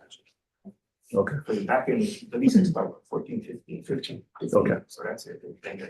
okay, good. I think some of the information from the housing administrator, who used to be with the Board of Realtors previous, was a little unclear, so thank you for clarifying that. That's all the comments on it. How many tenants do we have right now that you guys know of? Is Candace, maybe Candace can answer that, she's been on site. Because the last meeting in April of 23, Ryan mentioned that I think he had 70. And of that, half were tenant, and he had some squatters in there as well. The numbers So- are a lot lower, I think. Okay. Candace, can you? Yeah, hi, Candace, Acting District Land Manager for Hawaii Island. Define tenant. Tenant is a person who has an agreement between the property, Legal, yeah, tenant, legal. not Okay. legal, not So you squatter. have 5. There are actually 16 rooms that are being occupied. Five legal under. Five. 5 tenants that had some sort of an agreement. Now, whether some of them they're not current in their rent. But I was discounting that. I wanted to make sure that anybody that had any kind of contractual relationship with BDM, we were aware of. Okay, so that's the 5. Correct. And the other 16 are 11. The other 11, 11. yeah. There's a total of 16 Okay. rooms occupied. They are squatters. Okay. But I think you still have to provide them with notice as well. All the rooms have a notice tacked up on them. Thank you. And they are working with Hope Services and Puna Neighborhood Community people. I'm also speaking with Sharon Hirata of the mayor's office. She is the homeless coordinator of the organizations that help find people homes. So Okay. we're working close together on that.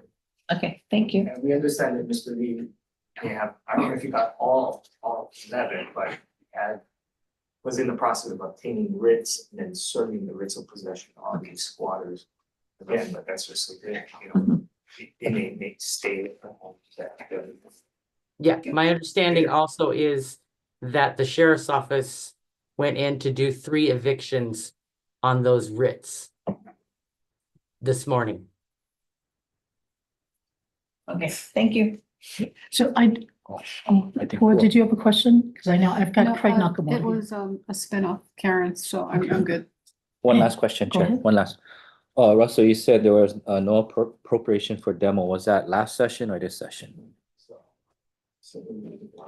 Yeah, actually, and we went in for a request to demo Uncle Billy's. Right. It was initially denied, and over the years, it kind of got traction, so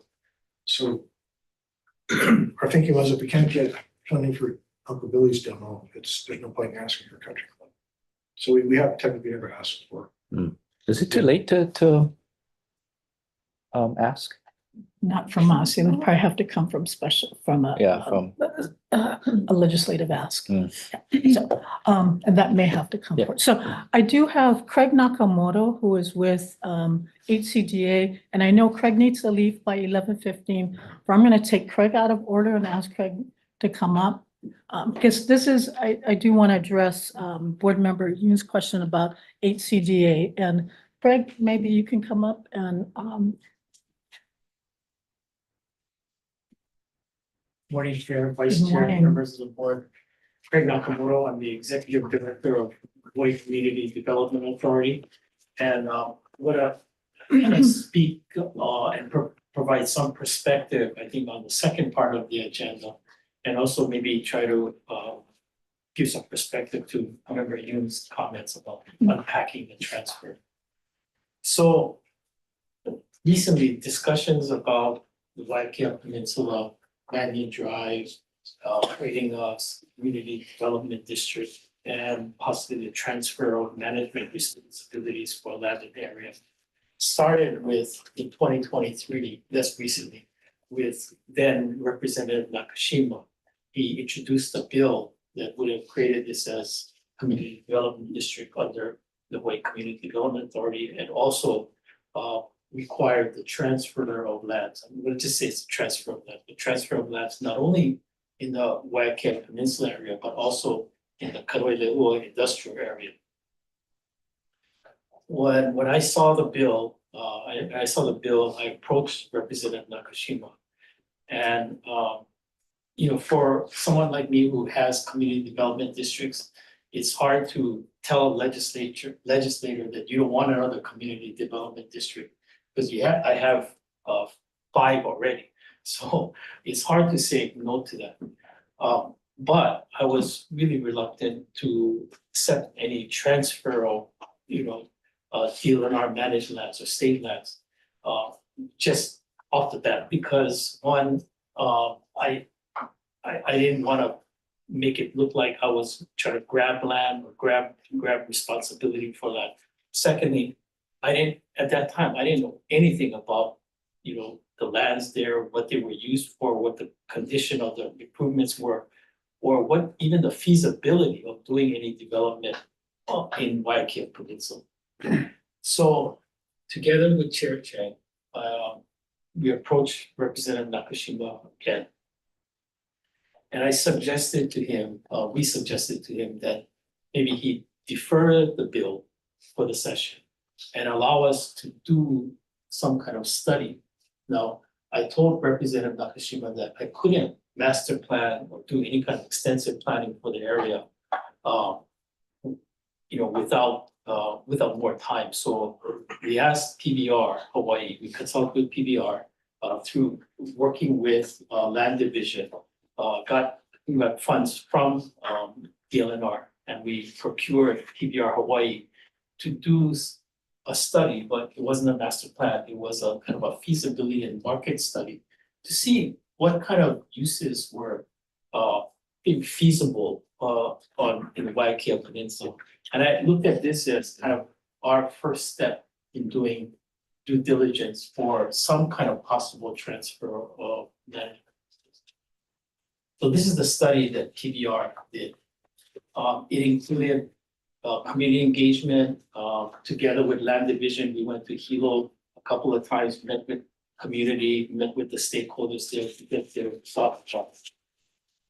And I think what emerged, remember you out of those community engagement sessions is the community didn't seem, they weren't opposed to some further like resort uses in hotel uses in the Waikiki Peninsula, but what they did want is some kind of cultural uses, you know, for the area.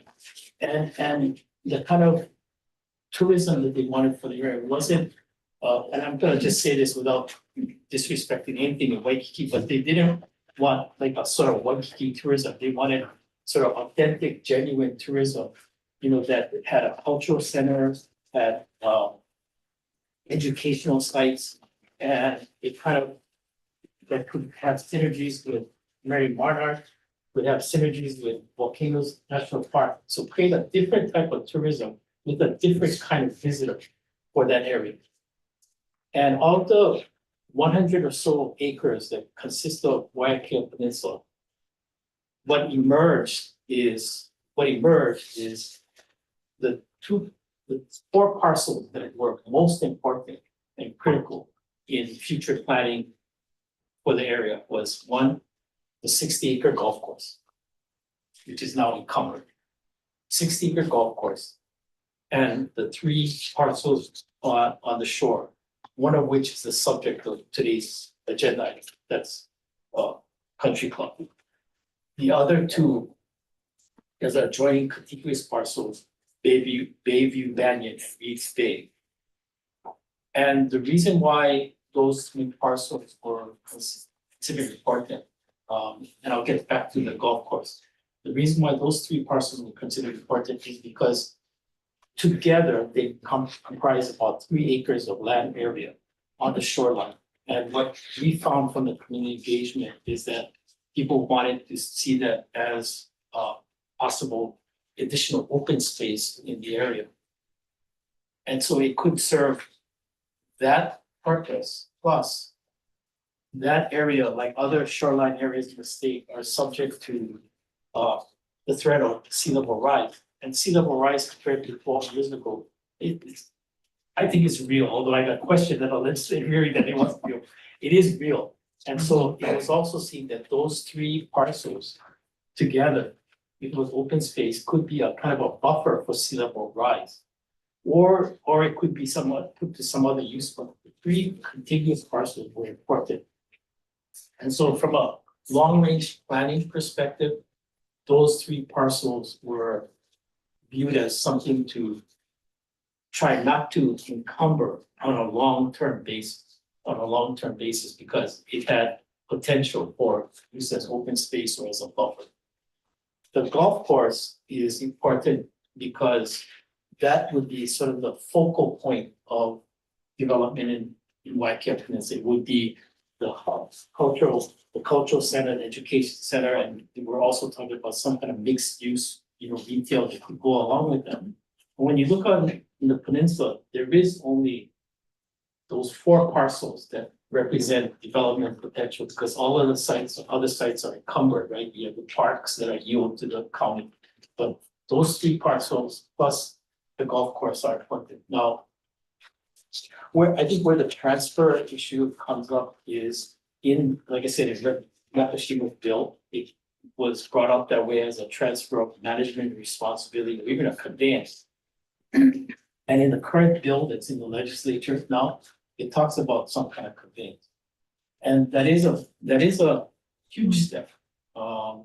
And frankly, I'm not sure that we're ready for that step yet. I'm not sure that we're ready for that step yet, because there's a lot of concerns about a transfer of management responsibilities. There's a lot of concerns about what that means and the consequences of it. On the flip side of that too, Member Yoon, there's also the sort of the discussion going on that if those parcels, I'm just going to speak candidly, those 3 parcels were somehow managed under a different agency, that maybe a different perspective would be kind of shown on those parcels. It would be like, looking at it from a long range planning perspective, versus some other perspective. So that's sort of the background of how we came to be today and the importance of those three parcels in the long range plan for the district. And I think I've mentioned this to Chair Chang, I've also mentioned this to legislators that if HCD is involved in that district, you know, master planning and redevelopment is not something that's gonna happen overnight. Make that clear. It's not gonna happen overnight. It takes time to do that. It's subject to market force and all that, but you know, maybe this is just one step to it. But I thank you for the opportunity, Chair, Vice Chair, members of the board, to share my thoughts with you and open to questions. No, thank you, Craig. And I appreciated Craig being here to explain, because that was the reason when Land Division came to me and said, we want to put this development agreement on the agenda. I said, I wanted to give HCDA, because I had been talking to HCDA and DBED about this potential long-range planning, that we did not want to encumber those three parcels, at least the one that was coming back, Banyan Drive, until we had a better idea about the potential legislation. Because Craig had been talking to Senator Inoue as well. So that is the second half of this discussion is there is, and I know how important Banyan Drive is to Land Division and to the department. I mean, we generate probably $1 million. So, you know, I'm very interested in making sure that we are made whole in some kind of a transaction. So there's a lot of moving pieces to this, but we're also looking at, you know, part of my role here as being the chair of the board. In my view, my constituency is a state of Hawaii. It's not only just the department, but what is in the best interest of the state of Hawaii. And in this case, we're looking at Banyan Drive. And I will share with you, I've also had conversations with Mayor Alameda on this as well, who has also asked that we consider not, you know, consider long-range planning and not have this, and they, you know, they are supportive of not putting this particular property in some kind of long-term encumbrance pending the long-range planning, so that there is more community engagement in this process. There's a broader view on what may be in the best interest of this property in telling its stories and for the people of Hawaii Island in particular. So that is a basis for some of the conversations that I've been having with HCDA. And as Craig said, this has gone on in last year and the year before, when we did get the legislature to hold off submitting any bill pending this. But this report also provides some good, through the community engagement process, that for this community, a cultural center right across the street from Edith Kanakaole Foundation Center would be ideal. They have walking paths. So again, wanting to keep our options open from a planning perspective, that this particular Land Division's request to enter into a 65-year lease was, I didn't say not to put it on, I just said not in December and January while we were still exploring that. So any questions for Craig on this? Thank you so much, Craig, for being here. Of course I do. Okay, thank you, Craig. So the feasibility study was done in 2023, so this has been contemplated for north of a year, right? Actually, remember, you know, my history with this only goes back to 2023 when that bill was introduced.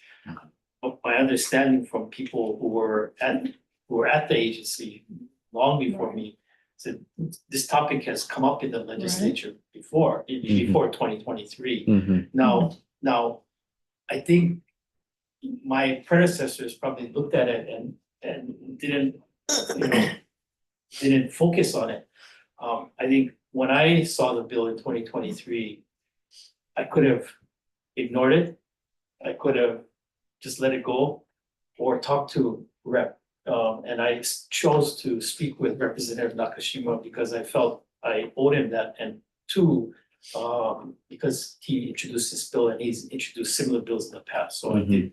So I think it's been going on for, the idea has been going on. So let me just add a little bit of to that. I do believe that historically DLNR has objected to the transfer. This is the first time I, as the chair, have been willing to consider it, at least to have greater discussion. And that's why I wanted to bring it to the board, because I can't make that decision. But I think we are exploring, this is Banyan Drive. Uncle Billy's has cost us $14 million to demolish. But the community is looking at some kind of economic engine and the opportunity for a cultural center, open space. So I think the difference is I'm willing to entertain this further discussion and explore the long-range planning and to bring it back to the board for ultimate decision-making. I see. Okay, thank you, Chair, for clarifying that. But- Yeah. Particular matter, Yeah. the feasibility study that was, I recall, that was done in 2020, starting in 2023. At least our understanding, the study was done and we participated in that act. Not to transfer, it was really to do the study. And that's really what it was. But at that point, Greg, if you recall, HCDA was not taking the position that it might get accept the transfer. It is only most recent.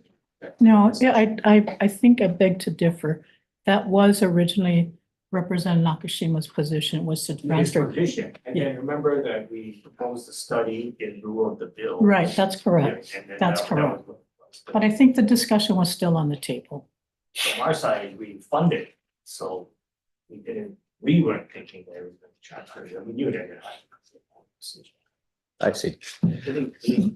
Just to be clear to Russell, I think I mentioned in my testimony, when the bill first came up, I was hesitant to take the land, one, because it's not my land, it's state land owned, managed by DLNR. And I didn't know, so I was hesitant. You were indeed. I was hesitant, I didn't want to step on DLNR's toes about this. And that's why I think this study was born, because I wanted to create a little time and distance between that bill and allow us to study it and allow us to go with further. Couple more points though, just that was brought up. Very, so Ryan's project did not involve, I would not call it a tourism or hotel project. It is kind of like one existing, we have existing. And the third part about the revenue for Banyan. Yeah, gross is about $1 million for this whole area. Yeah, you take the whole share, the money in the account. But Banyan comes currently with a debt service for Uncle Billy, because we have paid that. Right. About 11 million or so. Yeah. Right. Uncle Billy, so I would pretty much take it. Okay. Okay, so, And I'm sorry. yeah, I'm aware, also that Mr. Lee's project is not a tourism project. What I was referring to is what I think the community desired in Banyan Drive through the community engagement, through the PBR study. But Mr. Lee's project wasn't a tourism generating. yeah, okay, well, I wanted to unpack this separately, but as far as Country Club, I mean, the notice of violations and, the safety issues, we don't need another study to know that it has to be demolished. I mean, it'll take more north of 20 million to fix it up to code, unless somebody has that laying around. But Craig, you said that the actual conveyance is still yet unclear, I think. if any. If any, I think if I may chip on this one. Conveyance or even a transfer of management responsibilities, I think is. Sorry, Craig, can you be clear about conveyance? Are we talking fee simple conveyance? So let me Yeah, try to make it clear. Okay. So I think in the current legislation, it talks about some kind of conveyance. That's true. I think whether it's some kind of conveyance of the land, or a transfer of management responsibilities, either way, it's a big deal. It's a big deal. It's a major thing.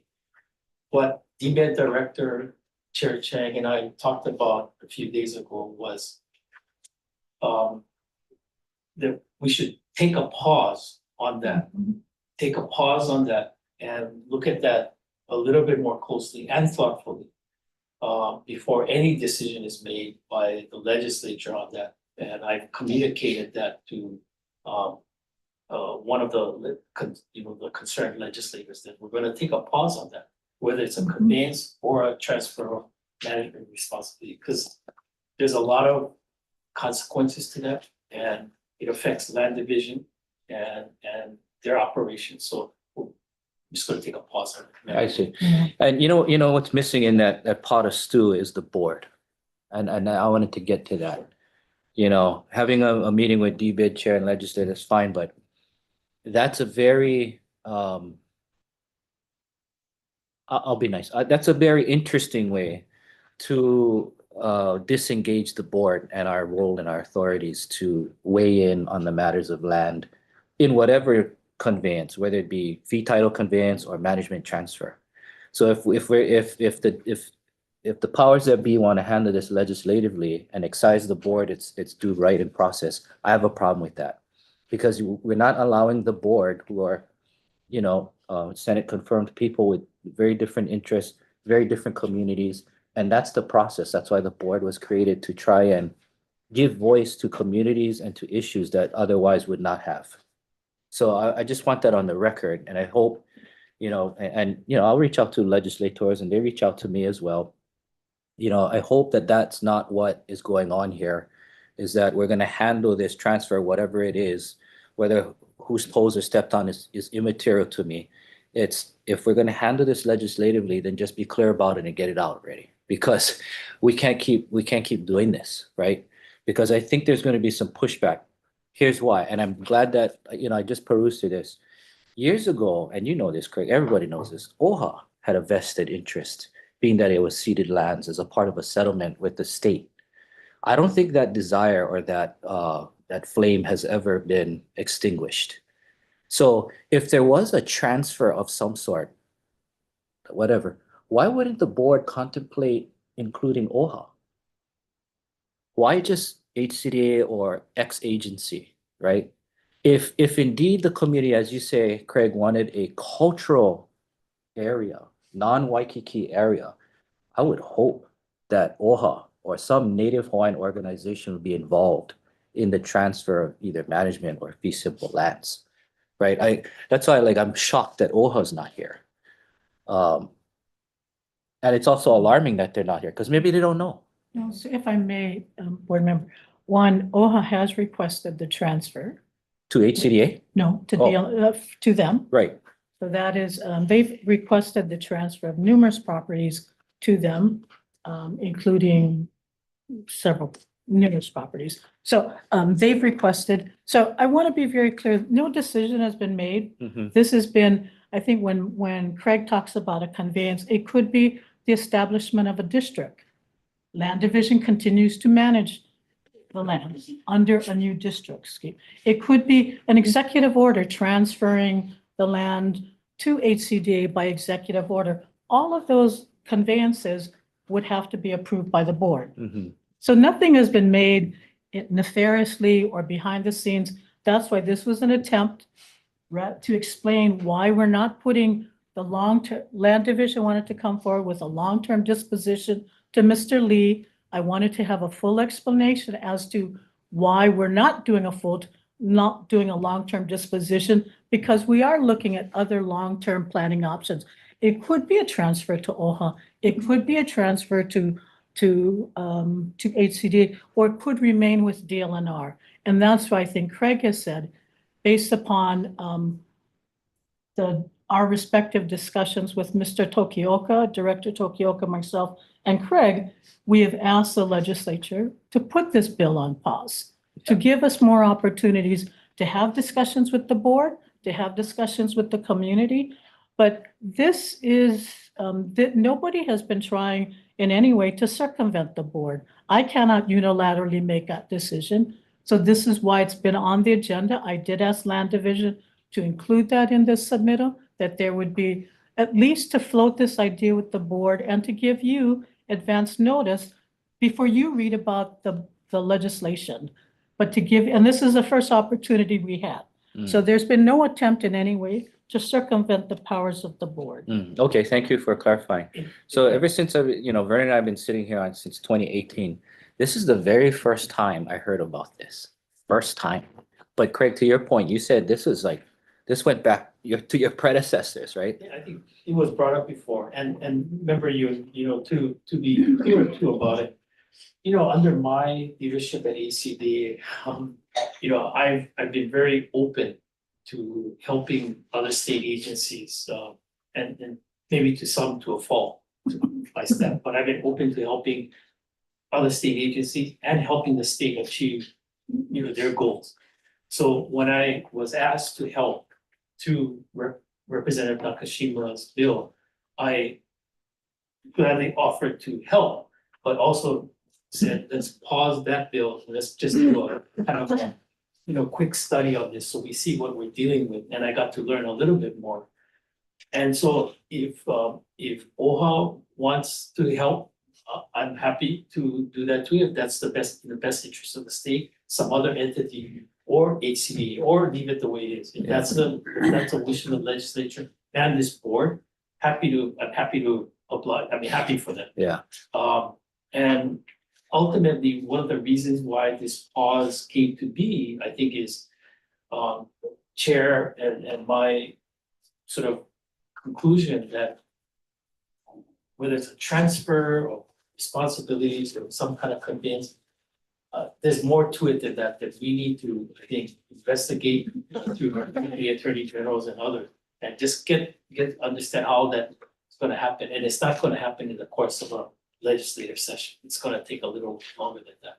Thank you, Craig, and I appreciate that a lot, and I didn't mean to suggest OHA anything. I'm not here representing OHA. I just know, because I was there at the time, that there was a very strong push for this area by OHA. It could be DHHL, right? They need housing, they need whatever, right? So I'm not trying to represent just one agency. I'm just a little concerned that this, since on the board of 2018, the first time I'm hearing about this, and then it's already in it's a bill, and I get it. Is the bill dead, or is it still going, or where is The it? bill was just introduced, the cutoff was just recently. Yeah. So, I've spoken with one of the senators and about this, this pause. And after this meeting, I'm gonna head over to talk to our Okay. elected officials. Yeah, and I'm not that, maybe HCD would be the right one. I don't know, but yeah, sorry. Yeah, and yeah, I know that it's probably the first time, I think you've heard about it. I think it's probably the first time in years that it's come to this point. And I'm to blame for that. I did see Representative Nakashima and talk to him because I just didn't want to ignore it. Ignore it and ignore the area. You're probably less to blame than I'm to blame, only because I'm willing to consider, I think in the past, the previous chairs have not been willing to consider a broader discussion about Banyan Drive. And likewise on my side, I think my predecessors were not willing to consider it, but I was willing to consider it if it helped the state as a whole, Hilo and the island of Hawaii. Mahalo, Craig. So I have a question, Chair. Since you've known about it from 2023, and we had the meeting with Ryan on him to come with a long-term development, was he aware that this was happening at any time? Because for him to put time and energy and effort and money into something that has been in discussions or was being in discussions already of possibly moving that, into some other entity. Was Mr. Lee aware of that? I don't know if he participated in any of the community meetings. Last year, we hadn't discussed any transfer. It was just a feasibility study to get a better understanding of Banyan Drive. But there was no discussion about a transfer last year. Just this phone, when we had the public meeting, I don't know if it came up, but if it did, we would have disclosed those. So Mr. Lee was aware of the study too? That There was a public meeting on it. It was in the paper, I attended it. But I don't know if we actually. We didn't at the time, we didn't anticipate it having really a negative impact. It certainly wasn't intended to have any negative effect on the existing RFP or whatever the board processes were. it's just that, even though there were multiple number of violations, if he had known about it, would he have spent so much time and, tried to fix the problems? He spent $3 million, as we understand. Yeah. Under a 30-day permit whether it's into the hard improvements or operations, which is, for me, is unheard, for our division, is Yeah. unheard of for our tenants, right? I mean, we get people asking for 30-year, 40-year extensions when you're putting in maybe a mill, you're lucky, Yeah. right? I mean, barely over. Here, this guy put in 3 million. So that's. And he was willing to put an additional, Mhm. initially 20, but down to $10 million for the lease. Yep. Hopefully that would. Because in April, I would have thought that in April of 23, he would have been known that there was possible discussions or, things coming up. And that, the development, and the planning. Of the whole yeah. area. Yeah. In my eyes, the big area was an area that we don't have current control over, it's the golf course, and with that is possible, there's a lot of. Yeah. Acquiring that, quite good. And then the vacant sites, but yeah, country club is always and that 30 years. Thank you. Member Ono, Chair. Yes, no, please. Member Ono, timing of this, as I mentioned, going, after the bill was introduced by Representative Nakashima, I didn't know a whole lot about Banyan Drive, Waikiki Peninsula and the importance of it. And as we were going through the community engagement process, engage with our retained consultant planner, I think we became aware of the opportunity of the 3 contiguous sites on the shoreline. And that was closer to probably the end of 2023. Honestly, I didn't think about, maybe, Mr. Lee's situation wasn't on my mind. I don't know if I knew that much about it, but anyway, the importance of maintaining the 3 contiguous parcels from a long-term encumbrance became aware through the planning study or this feasibility study. And Mr. Tsuji is right. The biggest opportunity in terms of land area is the golf course, and it is encumbered. But secondarily, the 3 contiguous parcels were seen as important, maybe as an open space, as I mentioned, or 2, as kind of a buffer for sea level rise. So at least I became aware of the importance of the 3 contiguous parcels. And Craig, the purpose of the feasibility study wasn't to facilitate any kind of transfer to HCDA. No. It was really to get a better understanding of the conditions of Banyan Drive as well as the community's input into the future of Banyan Drive. And additionally, what was possible there, what the Right, community right. wanted. Is it even something worth, looking at redeveloping? Yeah, because I'm sure that Land Division would have said something to Mr. Lee if if the transfer. So I don't think there was ever, the purpose of the feasibility study was the transfer. It was really just to get a good baseline of Banyan Drive and again, gauging the community sentiment. And to learn. Yeah, and to learn, because at that time, we were also going through the demolition of Uncle Billy's, and the community was just getting all kind of invigorated about Banyan Drive, seeing some changes. So again, I don't think the purpose of this feasibility study was the transfer. It was, it really was, again, to hear the community and get a better understanding. And like I said, I'm sure Land Division would have said something to Mr. Lee should there have been a connection between the feasibility study and the transfer. Riley? I was just reminded that Mr. Lee was at the presentation Oh, that okay. PBR Hawaii did. Okay. That's the Gila Hawaiian. Oh, you're very good. I was hoping, because he's been, I mean, I will say, Mr. Lee has stepped up. He stepped out at a point when we didn't have anybody there. So he has been engaged. But I think that this is independent. It could have been anybody other than Mr. Lee. It was just the particular location of this property in light of the feasibility study, the fact that this was also going to be subject to sea level rise, but looking at long-term planning options. So, yeah. Last question for Russell. Russell, so PBR did the study, right? Why not just procure PBR directly? Why did we have to go through HCDA? Yeah.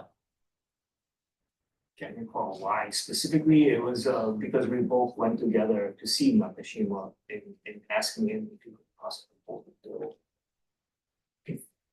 Why did we go to ACD? I think, so let me add and try to recall this too for you.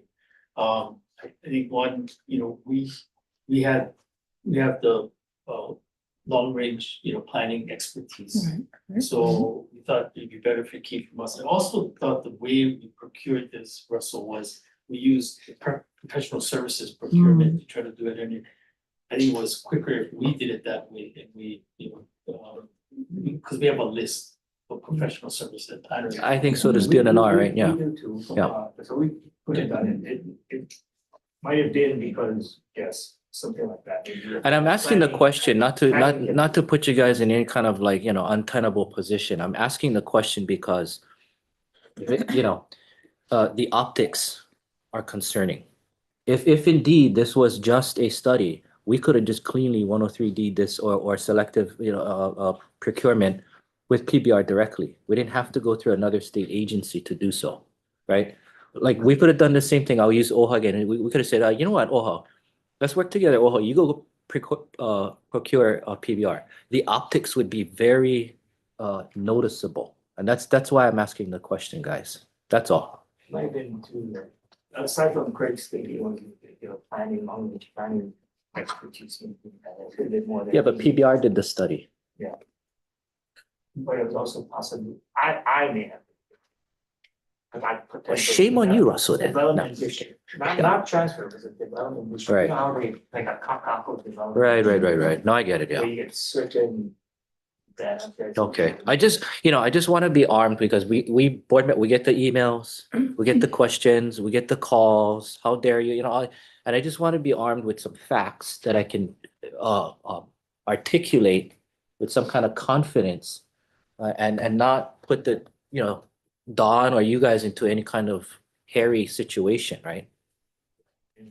We're going through the planning process, and that the Medical Treaty, all this county approvals at the Right. Maui level. I think that thinking too, with the benefit of going maybe possibly partnering with the EPA for the feasibility study was, it could be maybe turn into a district, which would help alleviate some extra footage. Okay, that's fair enough. And on our staff, remember we have planners, 2 or 3 planners and one senior planner actually project managed this study. Second, I think it goes back to my willingness to have our agency help other state agencies, and I think that between the two agencies, at that time, we had, and maybe Russell probably had the bandwidth too, but I said, we can do it, and we'll leave this. Because the bill, this was in response to the bill. Directed at us, Representative Nakashima's good. So that's why I probably took the lead on. But it was done to 103D, a different type of procurement of 103. Okay, Method. fair enough. Thank you.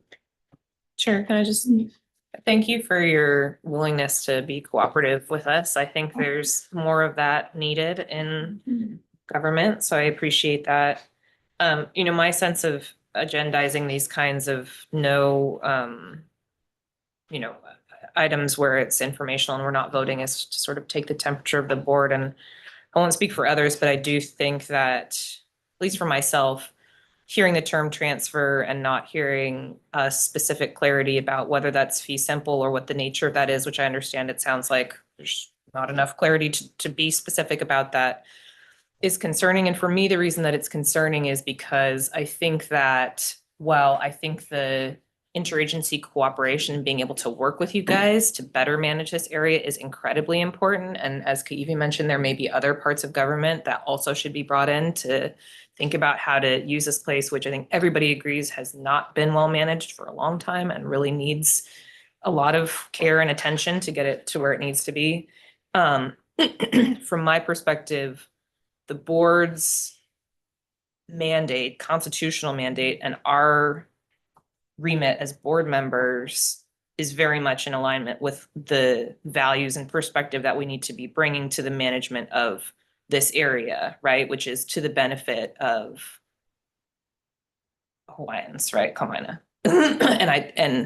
And I'm hearing from you that that's your goal and values too, which is great. And so I'm really excited about you being here and really appreciate you. I know you were supposed to leave maybe 20 minutes ago. It's so- the meeting already, might as well just stay. So thank you for that. But I also think that from my perspective, I do think that it matters that the responsibility and the ownership or the holding of the land remain with the department that has that statutory legal requirement.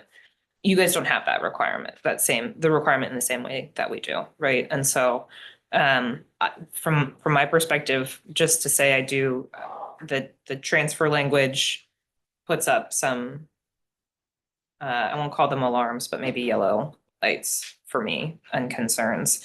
And then I think just going back to what Member Smith was saying, I think, we don't need to look back, we do need to look forward, but I think there are some things that we need to be doing better, that we should have done better in the past, that we can be doing better going forward so that we have the confidence of members of the legislature, so that we are not being put on notice, which I think frankly this kind of legislation is, about the fact that people aren't happy with how these places are being managed. So I do think that's incumbent upon us as board members, but also the department to do our job so that we retain that confidence, particularly with the legislature, to continue to be stewards of these places going forward.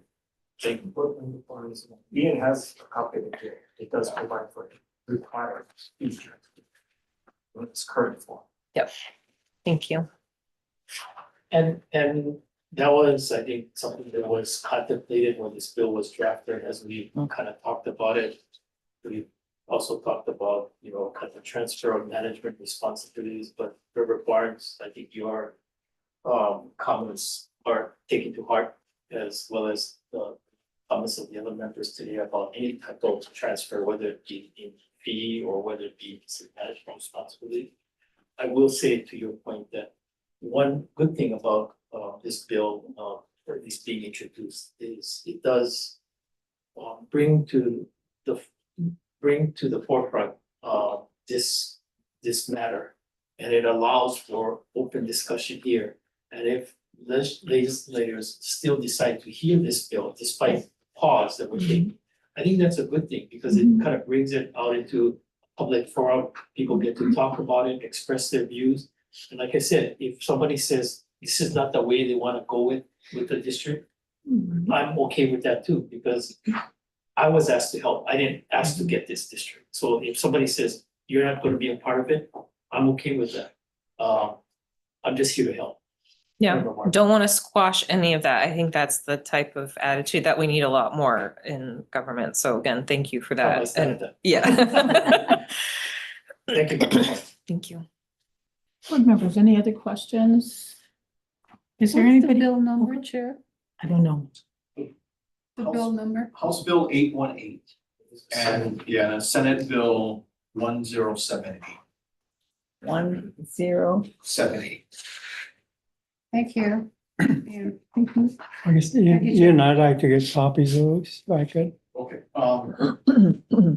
Just give them those, Ian. Why don't you ask Kanani if she can make copies for all the board members? I think they might all want a copy. Thank you, Ian. Okay, does anybody else have any questions for Craig? Okay, do you have any? I'm gonna open up. Is there anybody in the boardroom on item D6? 7. D7, excuse me. Anybody on Zoom for D7? All right. Seeing none, board members, do I have a motion? I move that we approve item D7 as recommended by staff to be amended to waive the level 1 hazardous waste evaluation subject to Banyan Drive management controlling the property until February 23rd, 2025. I'll second Riley. Does that also include the B? And this may be a moot thing. Discussion on whether the board should consider issuance of I think it's moot. What say you? They said it was moot. Moot. It's not as a recommendation. Okay. Okay, just wanted to clarify. Okay. tenancy by PDF. Yeah. And the extension for the 45 days, February 23rd? February 23rd. Very- Don't define the date. Give the Yes, date. yes, February 23rd. Okay, I'm good with that. Second. Okay, a motion has been moved and seconded to approve, to amend staff's recommendation. All in favor, please say aye. Aye. Motion passes unanimously. Thank you very much. I see a lot of people here for item F. Is it F? F2. So I'm going to take item F2 out of order. And so Land Division will call you back after the lunch break. Okay. Thank you very much. Thank you. Thank you. Thank you again. Thank you, Craig. I'm just, go ahead, please. You're having excellent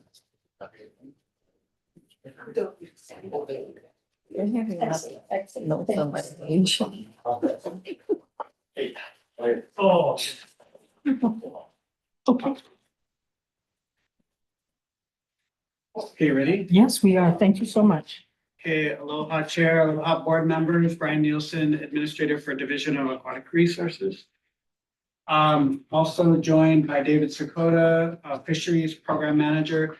I've also asked Doug Harper to join us up here at the front, since this proposal is been a community-led effort. So we've asked Doug Harper, who's the Executive Director of Moana Maunalua, to join us up front to present this measure, since it really has been a community-driven effort.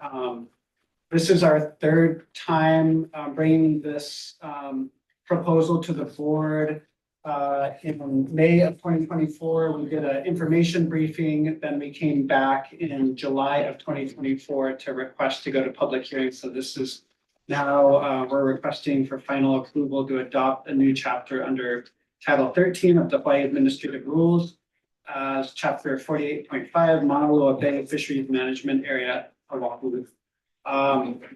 This proposal has been in the works for over 8 years. Over 100 meetings have been conducted to gain input from the community and share the issues and proposed actions that we're planning to take. So extensive community engagement with this proposal as well. But I'll hand it over to David to give a brief presentation on where we're at today. Thank you very much. Hey, good David? morning. Good morning. Chair and board members, David Sakota, our Fisheries Program Manager. Just a little bit of context. Last February, DAR implemented statewide herbivore rules. At the board meeting approving those rules, some of the board members asked about additional regulations such as no take of blue woohoos or night spearfishing ban or scuba spearfishing.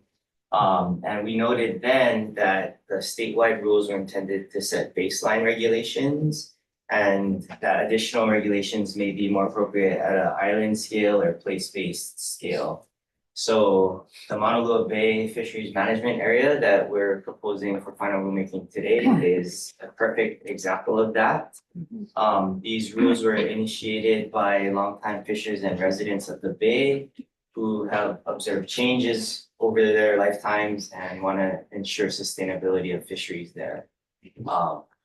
So I'll just go straight into what the proposed rules are, just to give you a refresher, because you've all seen this before. And I'll note the one change that we made. So the purpose, again, for these rules is to create long-term sustainable fishing within Maunalua Bay. And this is codified in one of the sections of the rule, to protect ecologically critical and socially important marine life while minimizing impacts to sustainable fishing practices, to conduct data collection and monitoring, to inform fisheries management, and to develop an inclusive, transparent, adaptive, stakeholder endorsed, and science-based decision-making process. The duration for the rule is until June 30th, 2036, or until the effective date of new or amended rules that implement adaptive management measures by the department in consultation with the community and other interested parties whichever occurs earlier. And again, the boundaries for this FMA go from Kawaihoa Point, or Spitting Caves, to the Diamond Head Buoy, and then into shore to the Diamond Head Lighthouse. It abuts up against the Waikiki Diamond Head FMA. There's a provision that prohibits take or possession of 5 species or species groups. So Alakuma or 7-Eleven crab, horned helmet, Triton's trumpet, ula or spiny lobster, and ula papapa or slipper lobster. And then probably the main provision for this rule package is the night spearfishing ban. So between 1/2 hour after sunset and 1/2 hour before sunrise, it would be unlawful to use or possess any spear while diving. We specified while diving so that torching is still allowed while walking the reef. Unlawful to possess both diving equipment and a spear at the same time during that time frame, as well as unlawful to possess both diving equipment and any specimen of spirit aquatic life at the same time. There's an exception for transit through the FMA, so people can possess spears and spirit aquatic life as long as they're in active transit through the FMA. We've established penalties which are consistent with our statutory authority, as well as a standard asset forfeiture provision and a severability clause. These are standard for all of our rule chapters. I'll now go into the public hearing testimony and analysis. So on Wednesday, October 2nd, there are held a statewide public hearing via Zoom with an in-person host site at Kewaunee High School. We accepted written testimony from September 1st to October 9th. We received a total of 24 testimonies, 11 oral and 13 written, from 16 individuals and 6 organizations, with 2 individuals or organizations providing similar or duplicate oral and written testimony. So testimony was mixed, with 8 individuals or organizations expressing full support for the rules, 3 individuals or organizations expressing full opposition, and 11 providing comments. The content of the 11 comments varied widely. Some commenters expressed concerns about the makeup and transparency of the Maunalua Bay Advisory Council, which is not mentioned in the rules, but it's an informal council established by the group who proposed the rules to monitor and evaluate the ecological status of Maunalua Bay and provide updates and recommendations to DAR. So many of these same commenters stated that they were unaware of community meetings and they thought that Malama Maunalua was behind this proposal, or the sole entity behind this proposal, and that they had been inactive since 2019. So that's what some of the comments were about. Other commenters expressed concern with a particular study that DAR used as one of its specifications for establishing the FMA, saying that it was flawed.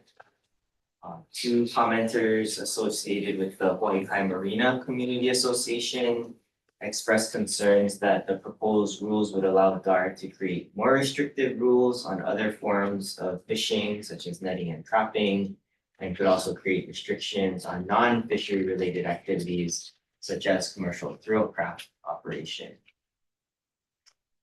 2 commenters expressed opposition to the rules due to a lack of consultation with OHA. I do note that after we received those comments, we did send the draft proposal to OHA and requested feedback. And we reached out multiple times and still did not hear anything from OHA. And then these same commenters expressed concern that a ban on night dive spearfishing in Mauna Lua could result in the relocation of night dive spearfishing efforts in the Waimanalo area. I do note that the Honolulu typically did speak directly with a number of Honolulu fishers.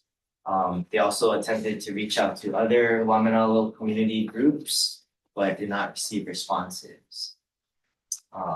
And while beyond the scope of these rules, if the Waimanalo community wanted to come forward with their own proposed FMA to ban night diving or manage fisheries however they want in their area, we'd be happy to work with them to do that. Two commenters expressed opposition to the night dive spearfishing ban, stating that it was a cultural practice for some. But I note that we didn't receive any testimony indicating that it was a Native Hawaiian traditional and customary practice. We consider night dive spearfishing different than other forms of nighttime spearfishing, such as torching or reef walking, which was more of a Native Hawaiian traditional practice. Finally, one commenter noted that because the sunrise and sunset times change throughout the year, the night dive spearfishing prohibition should be amended from 30 minutes after sunset to 30 minutes before sunrise, instead of the original proposal of 6 p.m. till 6 a.m. And then a lot of the testimony that was either in full support or in full opposition also expressed frustration at the lack of enforcement of already established fisheries rules. So as mentioned previously, the original proposal for the nighttime spearfishing prohibition was from 6 p.m. till 6 p.m. Based on feedback, we've amended that language. So the proposal before you defines nighttime as from 1/2 hour after sunset to 1/2 hour before sunrise. And this amendment allows some flexibility for daytime spearfishers to get back to shore after sunset or enter the water earlier than sunrise. And they can do that during different times of the year. With this amendment, the rules more accurately reflect the reality that seasonal changes to daylight hours can affect the ability for daytime divers to really fish.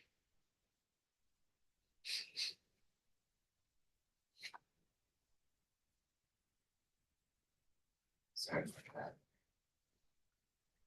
Okay, moving on to the Kapa'akai analysis.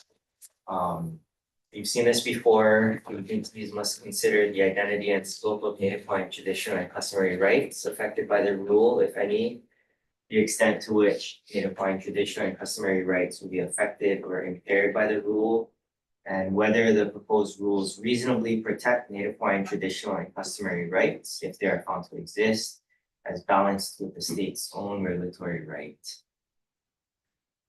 So for the first question, the identity and scope of Native Hawaiian traditional and customary rights. The rule prohibits take of alakuma, horned helmet, Triton's trumpet, ula, or ula papapa for food for themselves or their communities. And these restrictions could affect Native Hawaiian subsistence fishers, though we didn't hear any testimony about that. Second, the extent to which those rights would be affected by the rule. So the ban on take of these species could affect subsistence fishers who fish for those species. However, these rules are being proposed based on reports of the decline of these species from Honolulu Bay waters, and they've come from Honolulu Bay community members. Therefore, one of the purposes of the restriction is a precautionary approach to protect these species so that traditional and customary fishing practices involving these species can be sustainable for future generations. And a reminder that these rules would sunset in 2036.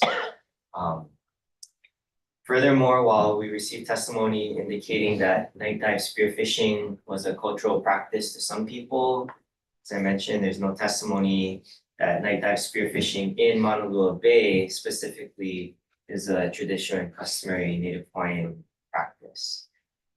And therefore, we don't anticipate that any traditional and customary rights would be impaired by that night dive spearfishing ban. And finally, whether the proposed rules reasonably protect these rights if they're found to exist.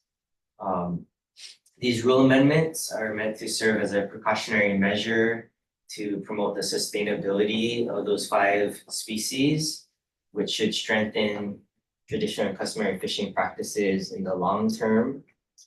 Although the proposed amendments could impact these rights, we have a constitutional obligation and a right to establish regulations to conserve the state's living marine resources. The 11-year duration of the moratorium until June 20th, 2036, unless extended, gives DAR more time to further study and develop long-term management plans for the protection of these species. So to close with our recommendation, we recommend that the board give final approval to adopt Hawaii Administrative Rules, Chapter 13-48.5, the Honolulu Bay Fisheries Management Area of Oahu.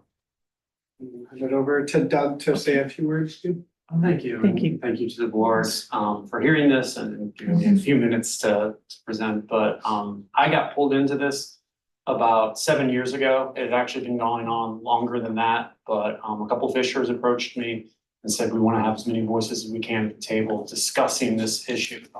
And over the subsequent 7 or 8 years, it was, I thought, a really good model of groups and stakeholders and individuals who are oftentimes opposed to each other, sitting down and saying, we all have kind of communal beliefs in this. We want to see sustainable fishing.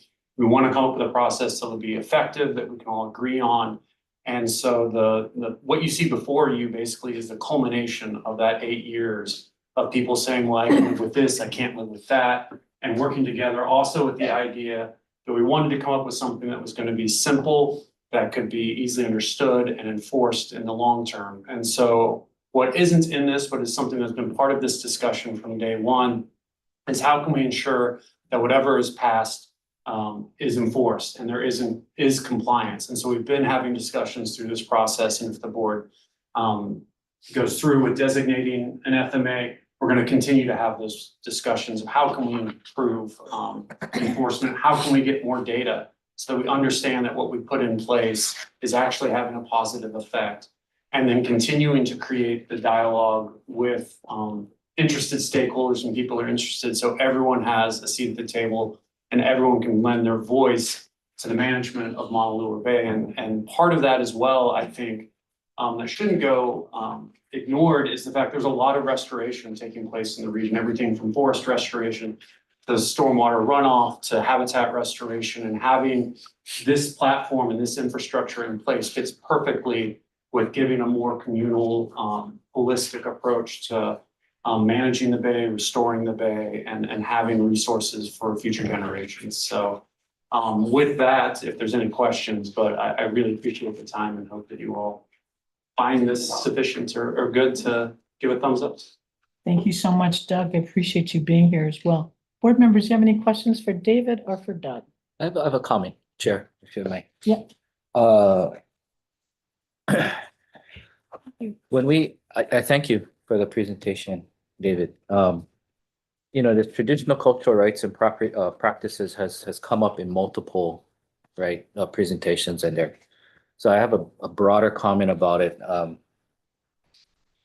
I think it's an evolution of rediscovery, these practices. Each generation increasingly becomes practitioners more and more.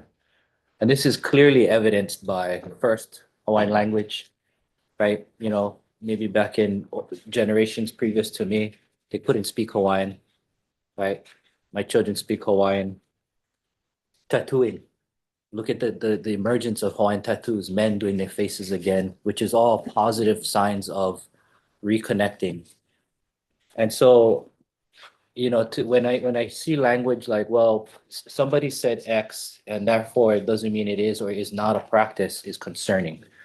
Because I think my kids and their kids, their generations, they're going to reconnect much deeper than I did, right? And you know what? They're getting their degrees in it, right? They're getting Hawaiian-based degrees in these things and really researching and practicing and being more part of Aina. So I just, and it's not a comment to this presentation, it's just, I hope we don't get stuck at one particular point in time and saying, that's a practice, or this is a practice and this is not, because I think the generations will decide what those are, especially in the changing environment, right? I mean, you don't find a lot of copper beaters, not because they don't know, it's because there's hard, I mean, well, there could be more walkie out there, right? Paper mulberry to pound, to kui. So anyway, there's that.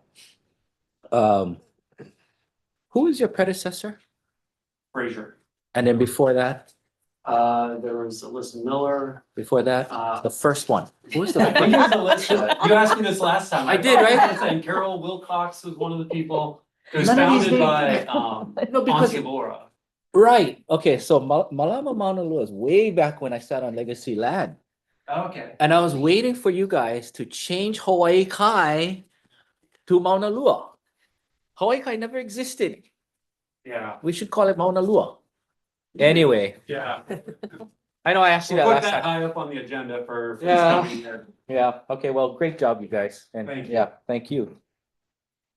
Thank you, Riley? I just have two questions. So, David, in part of your presentation, it mentioned restrictions on possessing diving equipment. Yeah. So is that snorkel, scuba gear, or both, or what is diving equipment?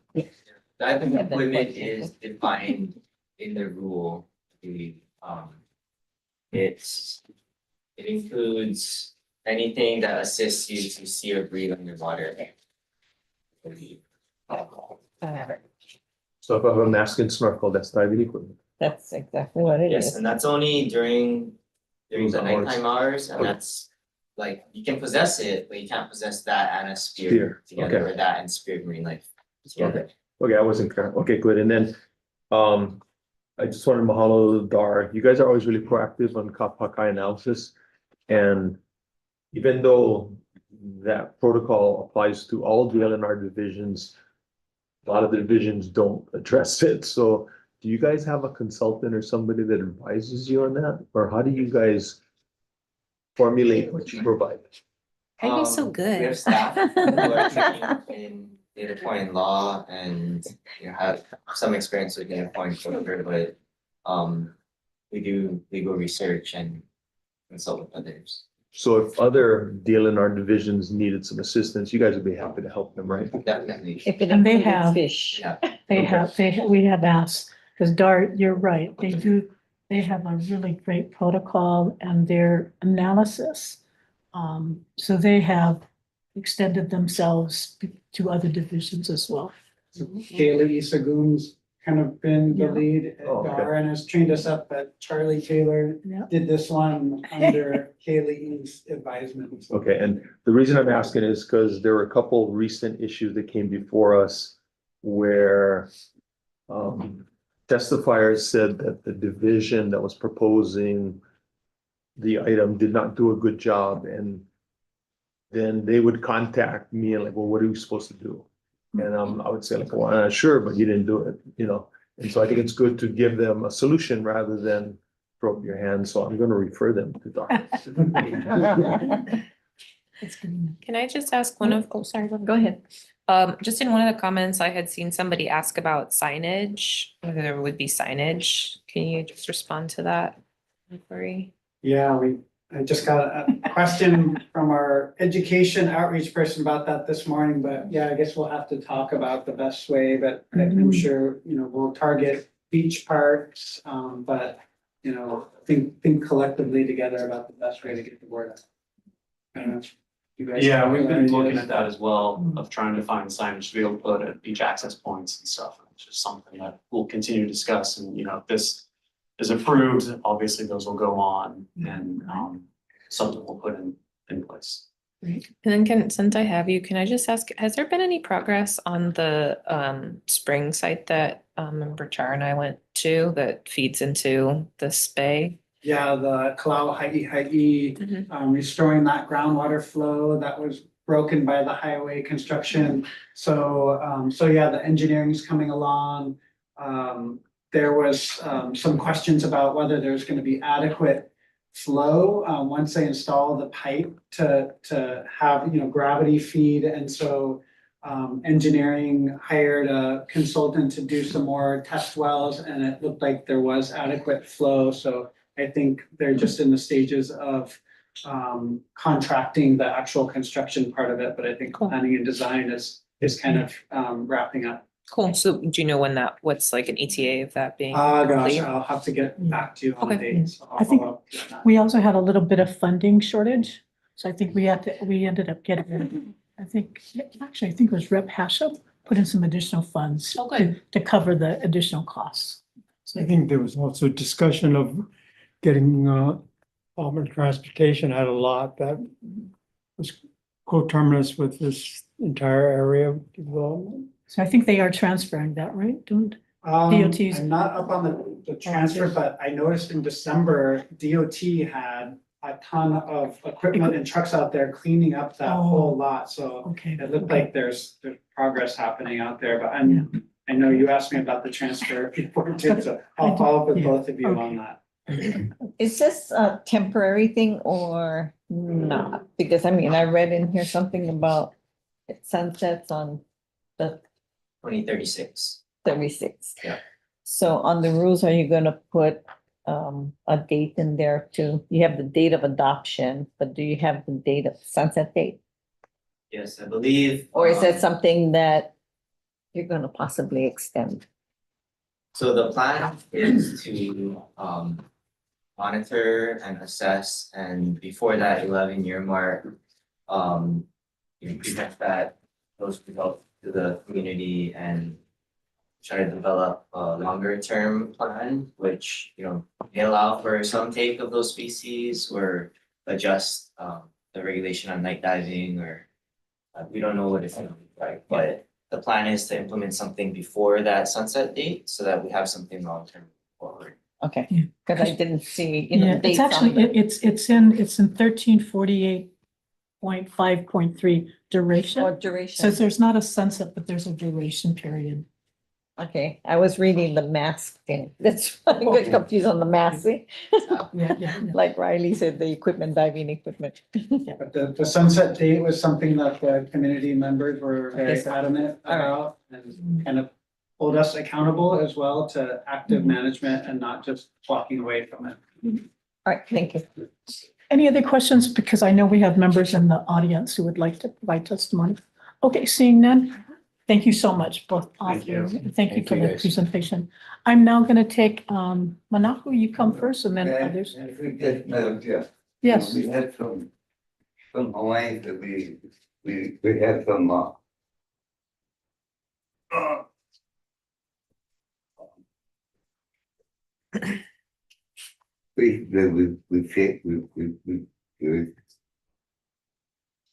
we're trading for future generations. Maybe they could take lessons from us. And after the 11 years, we can feel this, like we're saving hours on this. And also, Madam Chair, after the years went on, we did learn how to use a flashlight during night diving. And Hawaiians did use flashlights, night diving. And I want to thank them for doing what they're doing because Hawaii side is following in our footsteps, and I'm grateful for that because right now we're having a problem in Hawaii. It's called people from down south. Yeah, they're raping our ocean. They're coming in at night and they're doing terrible things to our ocean. Not only in the water, but on top of the reef. Yeah. Talk to you folks, the people that police our oceans and our reef. Yeah. They're coming up nighttime and they're through the whole night. They're raping it. Yeah, so we need more protection than this Hawaii guy and the places that we're saving. In Waianae, they're going crazy. Yeah. So we need some kind of protection. Yeah, we need folks to hire more policemen. And we need to have more places of our communities to be saved more. So Manaku, can I just ask you to summarize because your time is up? Oh, I'm so No, sorry. no, that's okay. No, Go ahead. no, I'm so sorry. No, that's Because, okay. you know, listening to people raping our community, you folks job. Okay. So Thank that's you. why I came here. I appreciate you being here Yes. and thank you Thank for your supportive testimony. Penny, do we have a list? Well, a person in the border. So who would like to, if you'd like to come up, come on up. Pleasure. Yeah, thank you, landlord, for letting us speak. My Yes. name is Mike Sir. I'm in Yeah. support of this rule. I guess it's been a long process. Doug, the departments, a lot of hard work has gone into this proposal. Yeah, so outreach was tremendous. You know, we had people at my house from Wamanala, fishermen sat down, barbecue, everything, right? Have fun. Were you barbecuing fish? You almost said the wrong thing. Close. But we didn't burn, so. Yeah. Penny, cut the feed. Okay, we're on national TV. Well, anyway, Yep. 1962, my dad was able to buy a house from Kaiser. There's Mhm. 37 homes that's built on White Guy Drive, this first development. So we're lifelong residents in the area, yeah. And then, we grew up fishing and my dad was a fisherman and, we've been having a little bit of problems in the bay and, some of our senior fishermen reached out.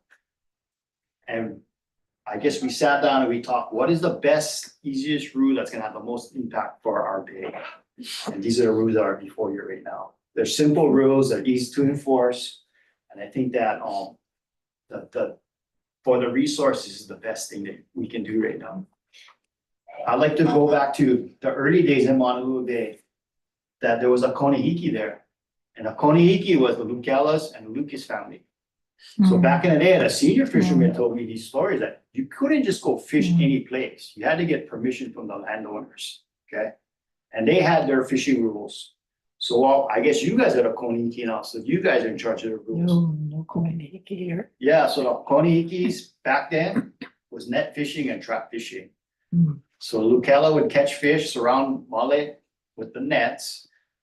Community gets all their fish and the rest would go to Chinatown for sale to help sustain themselves, so. There's a lot of, historical, Honolulu Bay, I think is historical just in its nature because of the Konihiki fishing system. But we just ask for your support. And appreciate your long-term commitment to this. Thank you, Mike. Thank you. Okay, come on up.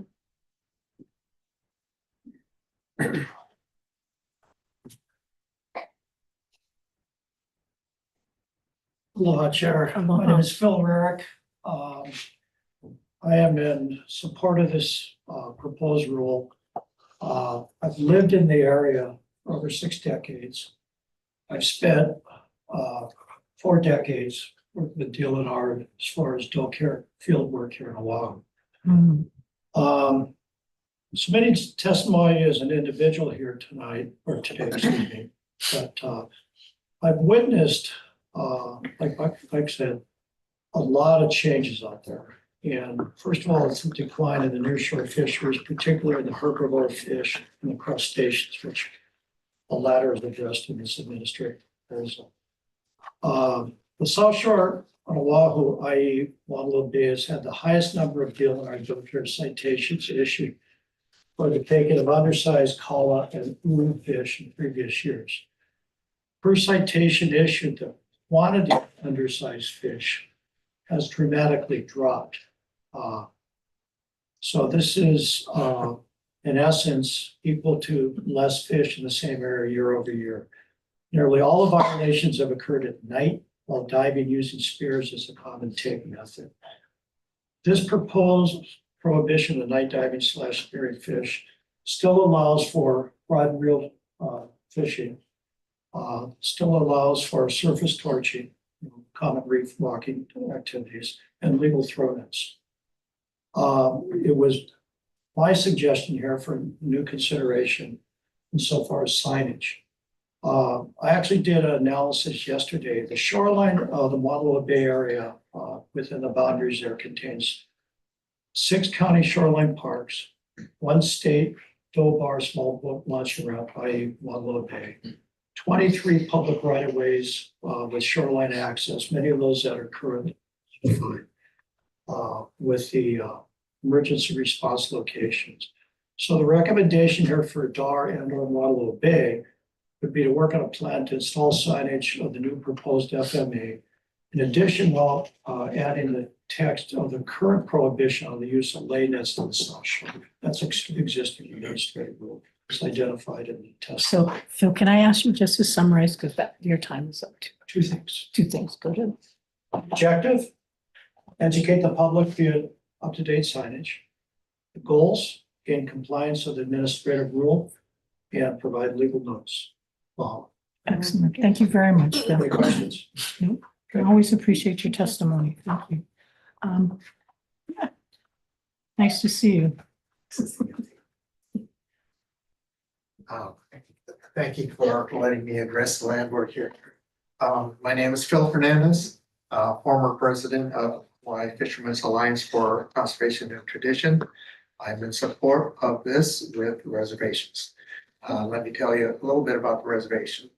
I'd like to see that the state manage the ocean in a regional manner rather than a hodgepodge of small bays, one separate to the other.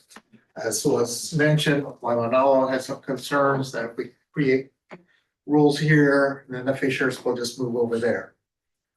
That's a regional problem. The other is, there's a proposal to set the rule for definition of the dam from before sunset to after sunrise by 30 minutes. Please look at what the rule is right next door in Waikiki. We don't want rules different from one area to the other. I've been advocating for this problem that you cannot have rules where you drive 5 miles and the rules change. Right? They should be somewhat consistent. If it's 6 to 6 here, let's make it 6 to 6 next door so that people don't have changes in rules as you go down the line. And that's why I advocate for regional planning where there's some consistency between those areas. Likewise, it was mentioned that we have to make a lot of trade-offs, and that is very true. Minimize the impact on fishing while set rules. You're very familiar with that. That's trade-offs all the time in rulemaking, and we have to make those rules. There are people who oppose the ban on night spearfishing. I personally oppose that as well, but that's a trade-off that needed to occur for the management of this area. And I'm okay with that, right? You have to accept trade-offs, and I accept that trade-off.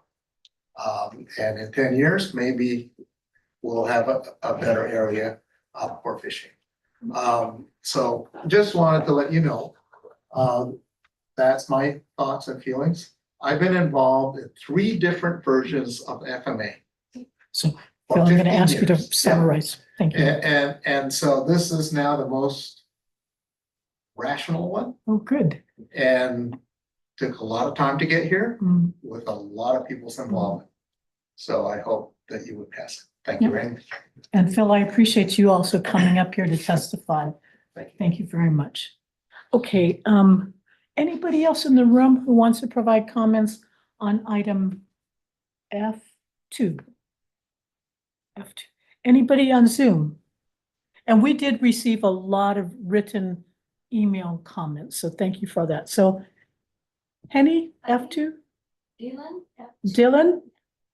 Oh, Dylan? Aloha, Maikako. Can you hear me well? Yes, we can. Awesome. So I just want to take some time to show my support for F2.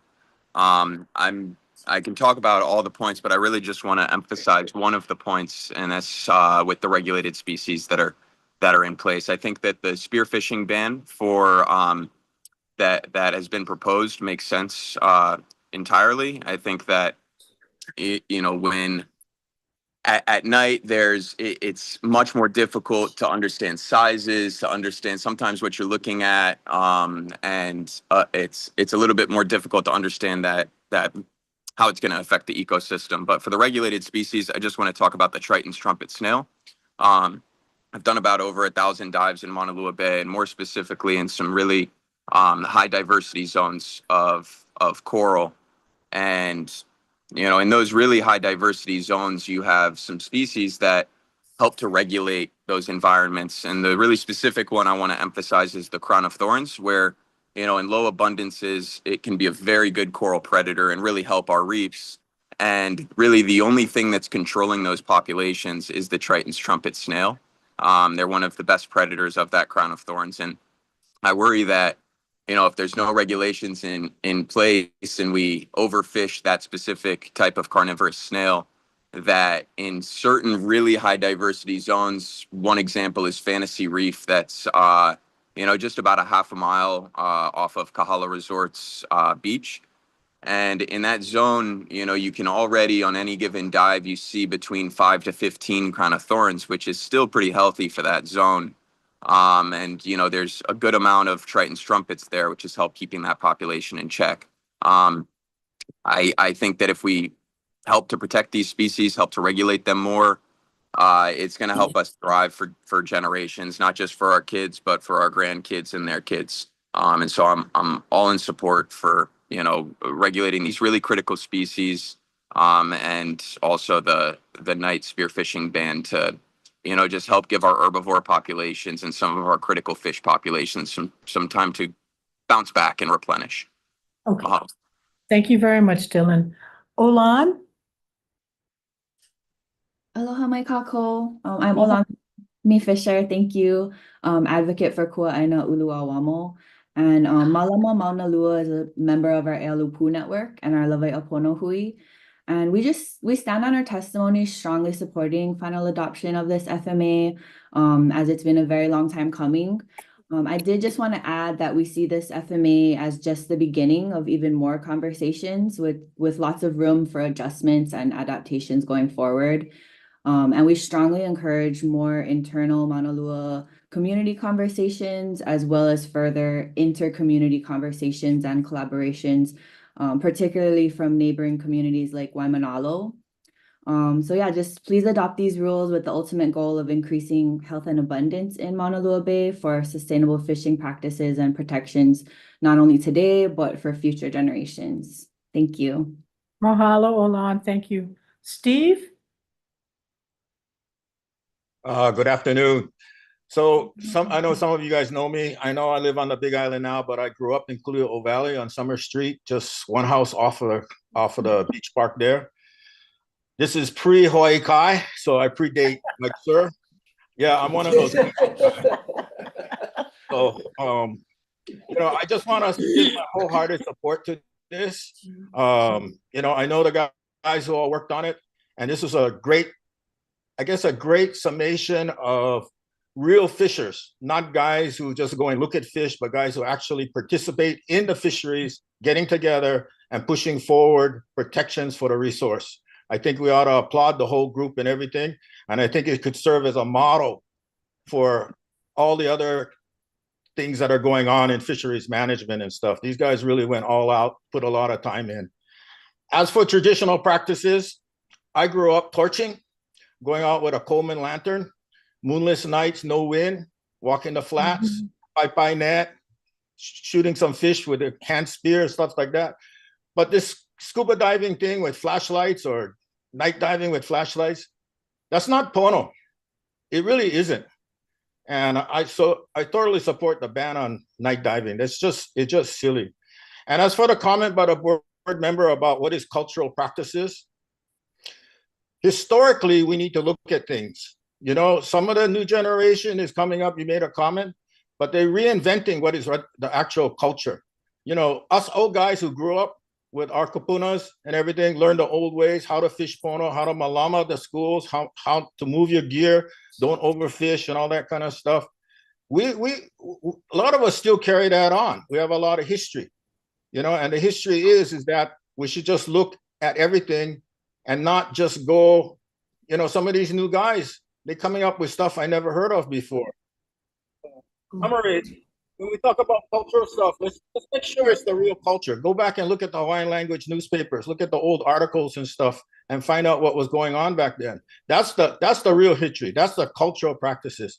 Thank you very much, and please vote for this bill. Thank you. Thank you, Steve. Appreciate you zooming in with us. I have Aloha McGuffey. Is it Aloha McGuffey? McGuffey. Aloha? Aloha, aloha. Unmute. Oh, you have to unmute yourself? Don't unaloha yourself, just unmute.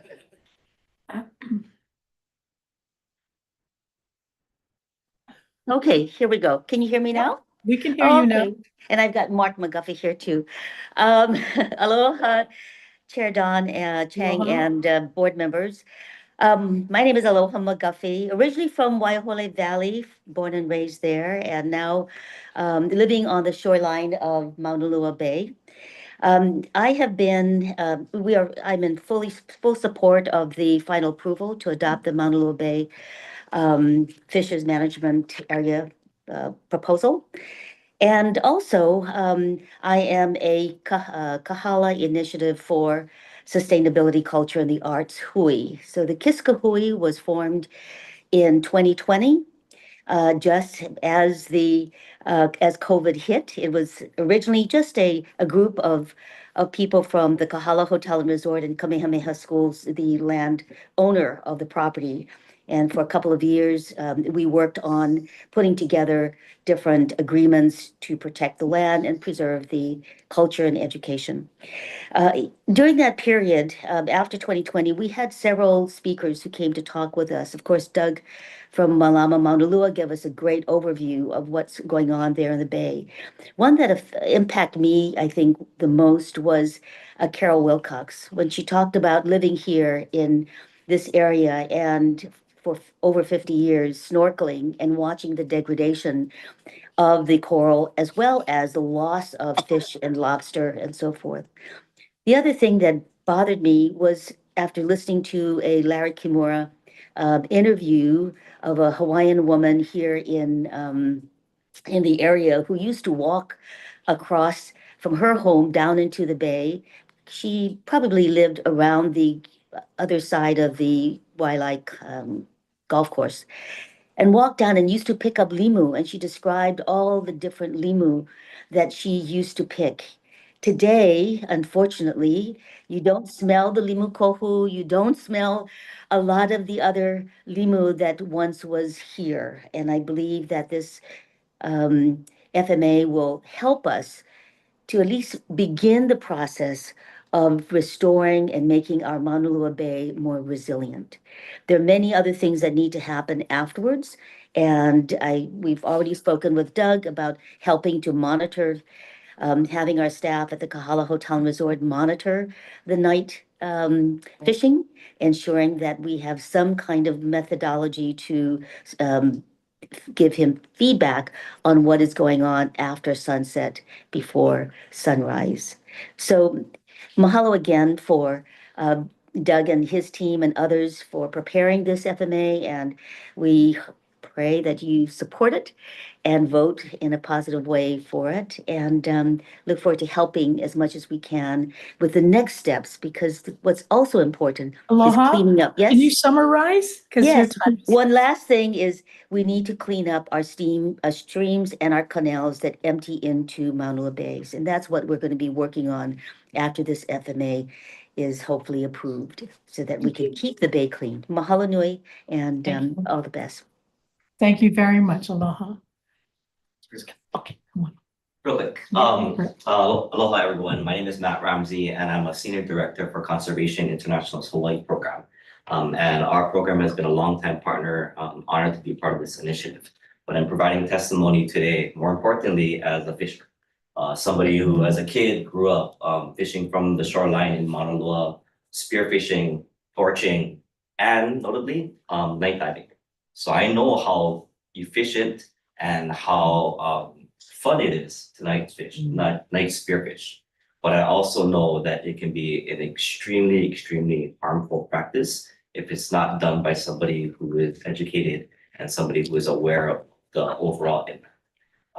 So I stand behind this initiative. I'm in full support, and I want you to recognize that it's not perfect, but it's a compromise made by many, many people who have a similar interest in seeing that fishing is perpetuated in the area, and that the resources are healthy, and that the people of the community continue to benefit from those resources. Thank you. Thank you. I appreciate your testimony, Matt. I am extremely encouraged. Oh, did you want to come up? Okay. Yeah, I'm extremely encouraged. I would say 2 years ago in this boardroom, we would not necessarily see testimony like this from fishers in support of DAR, these regulations, but obviously a lot of work has been done, so I thank you all for doing that. Is there anybody else here, I think, Henny, there's nobody else on Zoom? No, we don't have that. Okay, last chance. Anybody else in this boardroom want to provide comments on F2? I'm going to close public comments. Board members, do I have a motion? Move to approve staff submittal. Second. A motion has been moved and seconded to approve staff submittal for item F2. All in favor, please raise your hand. Motion passes unanimously. Congratulations. And with that, I am going to call a recess. We're going to take a lunch break and we're going to come back at 1 o'clock. Thank you all.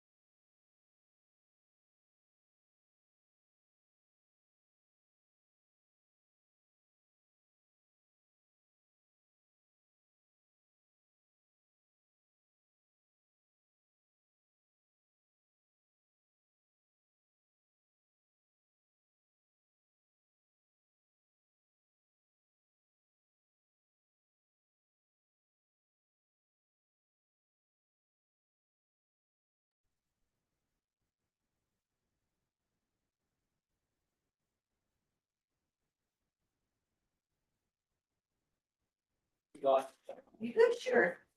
She may be back.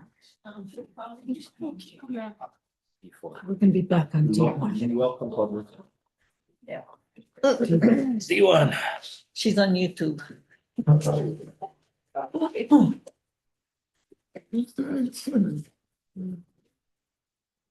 Okay, are you ready? Ready. Thank you, everyone. We're back in session. We're now going to go back in the order of the agenda. Item D1. I think is D1, I think was you withdrew D1. Pardon? You didn't- Oh, I'm sorry. You're right. D1 has been withdrawn. My apologies. D2. Thank you for the reminder. Good afternoon, board members, Mr. Russell Suji from Land Division. D2 is coming back to amend a prior court action. Requesting a set aside for the city and private county for 105. We're seeking to amend prior approval to extend the construction and management of entry and authorize the chair to further extend the ROE if necessary. Thank you. Board members, any questions on item D1? Oh, Russell. D2. Chair, if no public testimony, move to approve. Let me first, I don't see anybody in the boardroom. Is there anybody on Zoom, Henny? We don't have a D2. I'm gonna close public testimony. A motion has been made. Do I have a second? Second. A motion has been moved and seconded to approve item D2. All in favor, please say aye or raise your hand. Aye. Motion passes with 7 votes. Thank you. Item D3.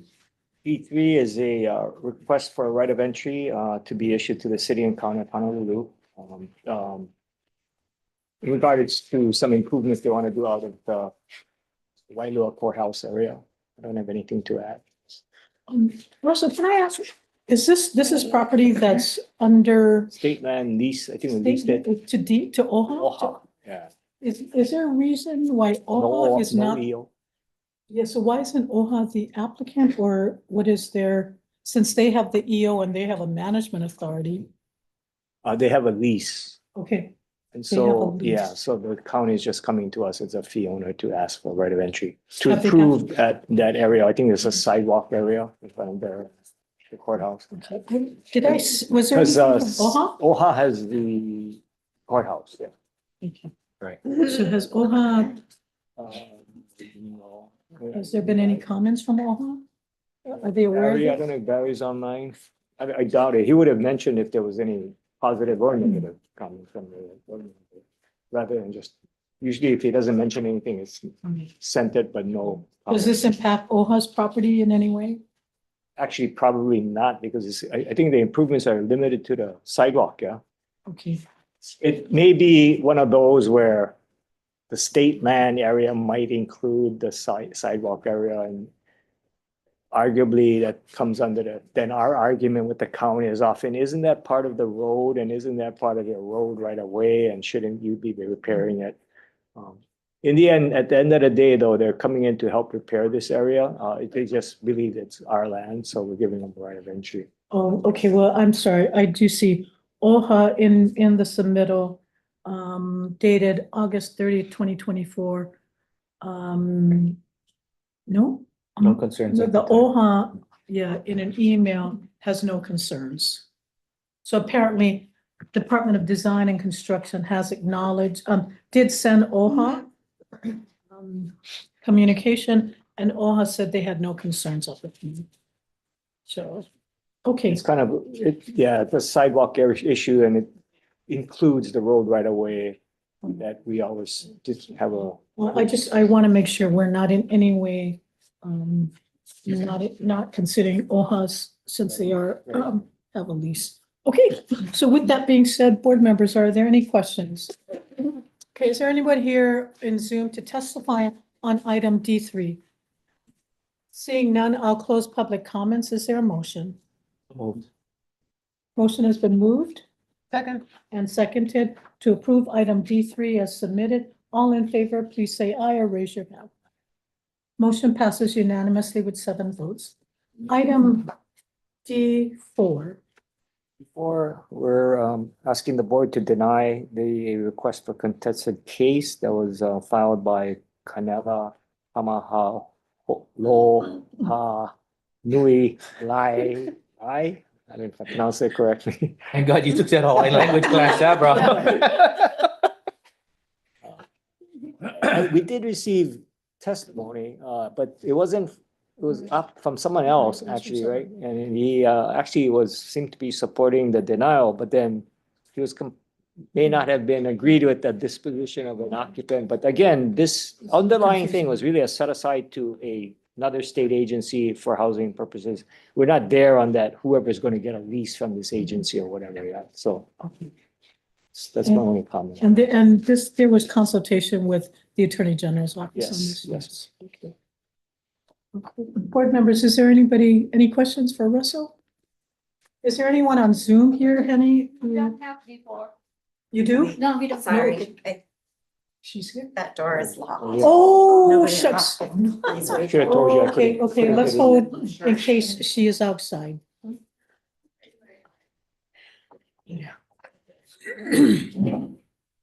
Oh, there you, There, okay. perfect timing. Canela, Yes. we're on your item D4. Oh, okay. Sorry, I No worries. apologize that the door was locked. Please, so, State, Land Division, Russell's done the presentation. So if you'd Sorry. like to provide us your, any Okay. comments. Sorry, what, the presentation of what he shared in October or? No, just on your particular request, a presentation on their recommendation to deny your request for contested case hearing. Okay. First and foremost, I'd like to thank my Lord and Savior Jesus Christ for all of this, the patient understanding and resiliency. Secondly, I want to thank the board and the chair for this time and space that I got to learn how your guys' process and next steps happen. I also wanted to forgive DLNR, DOH, DHHL, government office, anti-blanch, and all that was involved in this Kahala incentives. I brought with me my birth certificate stating I am Hawaiian, since it was in this denial letter that I did not show that I am Hawaiian to have standing in this contested case. I also wanted to say that the initiative that you folks granted did not really have clear transparency, honesty, and communication with our community, which impacted the robust conversations and questions that needed to be asked and answered, which could also show that I did not know who the applicant was. So the ROE master plan from 2024 to 2025 was given to the Pua Foundation in Hui Mahi Aina, referencing their application from November 2017. But the environmental exemption applicant was the AIO Foundation, which was granted on August 26 of 2024. And then the ROE to set aside the statewide access to the expansion wasn't really brought to the community, or neither has any steps had been brought into the community. I was under the impression when I saw your guys' video that you guys granted the ROE to allow the survey to possibly transfer the land to the statewide Office of Homelessness. None of these items were brought to our community board, to any of our communities, and I do have a lot of community members that they're bulldozing right now, our city and county lands, our DHHL lands. We had environmental surveyors just jumping over people's land because Auntie Blanche said they can. So these are all of the situations that I am hearing and I am hoping to absolutely address. Also, my kids, during the initial application, was possibly granted a community farming agricultural space for my kids, for anyone in that community. You folks are changing it to a statewide shelter. So you guys are impacting my kids to having that access to their agricultural land, to their cultural practice, in that sense of that was the purpose of the first application that was referenced throughout every month-to-month ROE and every master plan under the RP of 7839. On top of that, I do wish OHA was here. I'm not even sure where OHA is. I definitely feel that if we invited OHA to our community engagements, they probably would have came. We would have had more robust. Dwayne Curiso, Auntie Blanche did come to the November 13th Hui Mahi post community engagement. And they just apologize. During Caruso apologized, Mizuno apologized. Everyone was apologizing for not giving the community the transparency, the honesty, and the appropriate information to understand what was really happening in our community. At this time, I do feel with the environmental exemption applicant with the AIO in August, it did not fulfill the requirement of the ERB under subsection 11-200, 1-5, fulfilling the requirements for publication and withdrawal under 1C. And it also violates subsection 11-200.1.6, which provides public comment period, which was not granted to myself or any communities. Since the grant was in August 2006, August 26, 2004, that was 47 days, which does hit the 45-day marker. But on top of the agenda of the BLNR, you guys actually canceled one of the sessions that you folks had, which subtract a 14-day access period that communities could come and possibly hold public comments and understanding and questions. I guess my question is, do you folks count those 14 days that you guys canceled your session as a part of the 45 days that should have been granted to the public comments, to the Environmental Review Board, to understand if this project does need to be environmentally assessed, or even the statement? As of right now, October 11th, 2024, you all agreed. Honolulu Fire Department was not aware. HPD was not aware. Y'all still had the flood safety problem. You guys still had all of these concerns, but you guys still went forward and allowed it. I did not have adequate access information, or I didn't really know about the October 11, 2024 meeting until like October 10th. So I didn't really have time. And yes, I do understand I did not make it to this board to verbally hold my contested case, which I believe now I will hold to my contested case to this item. And I do feel like I do have standing, because I would appeal to all of your folks' decision of denying my contested case, because you guys issued a permit without considering the environmental impacts. There is environmental impacts. There is a flood zone. There is a riverbank. There is family and friends that live right there and uses that land to get food, to allow their kids to learn about the nature of that space. That is my kids' family's backyard. That is where literally all of my family likes to grow up. My uncle lives like 2 houses from that space. All in all, I would request that you guys accept my contested case if you guys do deny my contested case. So I'm going to contest your guys' denial. Secondly, I would like all of the departments and organizations that is involved in this ROE applicant grantee Kahale in Oahu that was granted from 2008 to be present, to be audited, because we know audit might need to happen in this sense and realm. I also will allow and ask for the land to be restored in INA-based and community-based healing place. I also request that you folks take into consideration not just the human part of taking care of our houses individuals, but also the environmental impact y'all about to happen, because that is the last place where Mauka to Makai flows through. It is an existing riverbed. It does help our ecosystem from the top of the mountain down to the ocean. It does still connect to our rivers that goes Muli Violena and Frankie's River to Bellows. It still exists, although we don't see it today. I also would like to request if you guys can take in consideration the land alteration. As Dwayne Mizuno said, he has to put in 2 feet of soil into that land in order to lift it over the flood zone. That's going to actually cause a lot of land alteration. That's going to cause already existing homes that are still ground level houses to get flooded, because the water will flow down. And if your Kahale is high and their home is down, which way the water is going to run? So I do ask that you folks please take in consideration about your denial. I do sit here to say I am impacted in all of the ways that I shared. I also want to bring to the address of, if this still goes through, understand the rezoning that's going to be happening, because that's agriculture 2 lots. But in order to have a shelter there, wouldn't it have to change its zoning? And then wouldn't it have to, like, what will happen in 20 years or 30 years? My kids won't remember what was there. because you guys have a shelter there. And that shelter has access to anyone that the state of Hawaii deems houseless. It doesn't help our houseless individuals. Canela, Yes, I've given you great liberty. Thank you. I've given you almost 6 minutes. awesome, thank you. So normally only 2, because I know that you're the applicant Yes. on this denial. But I'm going to ask you to please summarize because it's far exceeded our time period. Thank you, okay.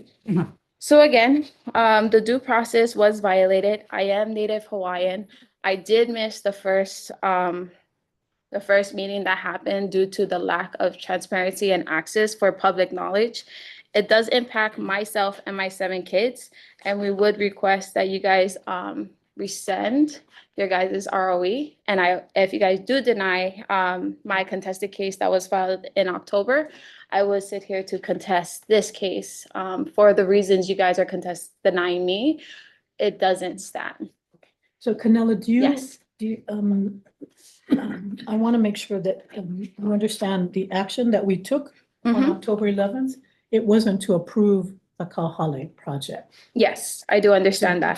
So what is your understanding of what we approved? So my understanding from what I heard was that you folks are giving the right of entry so that surveying can happen in the expanded land on the other side of Auntie Blanche's.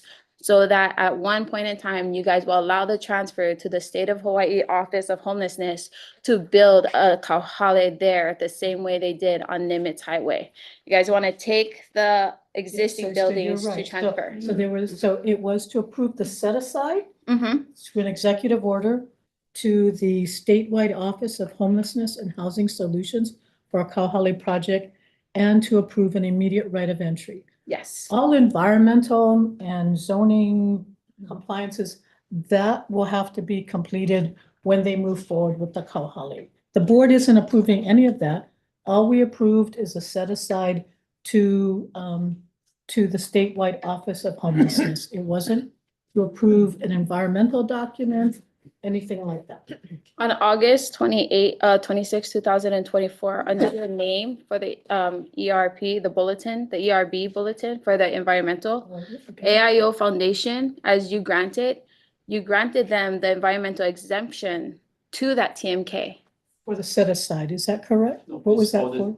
It's for survey purpose. Okay, just for surveying. So it wasn't, the exemption wasn't to permit them to build the Kaahale, is that right? It was just to do the survey. Would that include bulldozing about almost 2 acres of forestry? Because that's happening right now. Like you can come Waimanalo and look at our streets because it's happening right now. The same way you guys support Auntie Blanche's Hui Mahiai Aina, just demo and go. That's what's happening right now in our islands in the expanded place of the land, not where the existing, the expanded. They're already bulldozing. They already got a bulldozer making a whole lane to the proposed site. And So that's currently not before us. The only thing before us was your request for contested case hearing Mhm. based upon the board's action for a set aside to the homeless statewide office and the right of entry. yes. Okay, So I'm requesting to in October, I requested to contest that case Yeah. so that you guys will rescind your right of entry for that due to what is happening today. Like, so you knew then what's gonna happen today? When you yes, asked for the because you consent? guys shared during Carrizo and Auntie Blanche already shared what they were gonna do that day. Okay. But for me, I didn't know about this whole thing until October 10th. Okay. Like, and our community members, as they voiced in many neighborhood boards, they did not know about anything till October 2nd. And just as a calculation, you gave this environmental exemption on August 28th. That's a 3-month period of stuff that happened with no community engagement. And now I have like all of the Hui Mahiai Aina and those individuals just saying sorry, like Mizuno, Dwayne, So and we leave the Blanche. community engagement to the applicant. And we did, because Kimo Kale was here from the Waimanalo Neighborhood Board, who expressed similar concerns. So we told Auntie Blanche and Dwayne that they are going to have to talk to the community. That's really not the role of the land board, other than we provide, this is a public meeting. Mhm. But all community engagement is really left up to the applicant. We did receive other testimony in support of their proposal. So, but, you know, with respect to community engagement, that's really up to the applicant to fulfill that. We don't necessarily require a community engagement for the right of entry.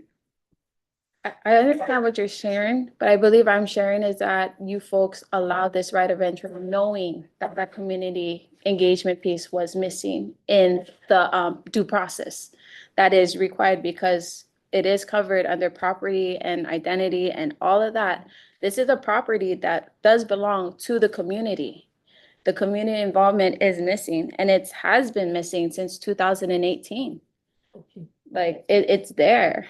And like the board knew this that day, but you guys had high hopes that, oh, Duane Cuiso, Blanche will be more informative after. This isn't informative. It's not robust conversations. They're telling us what they're about to do.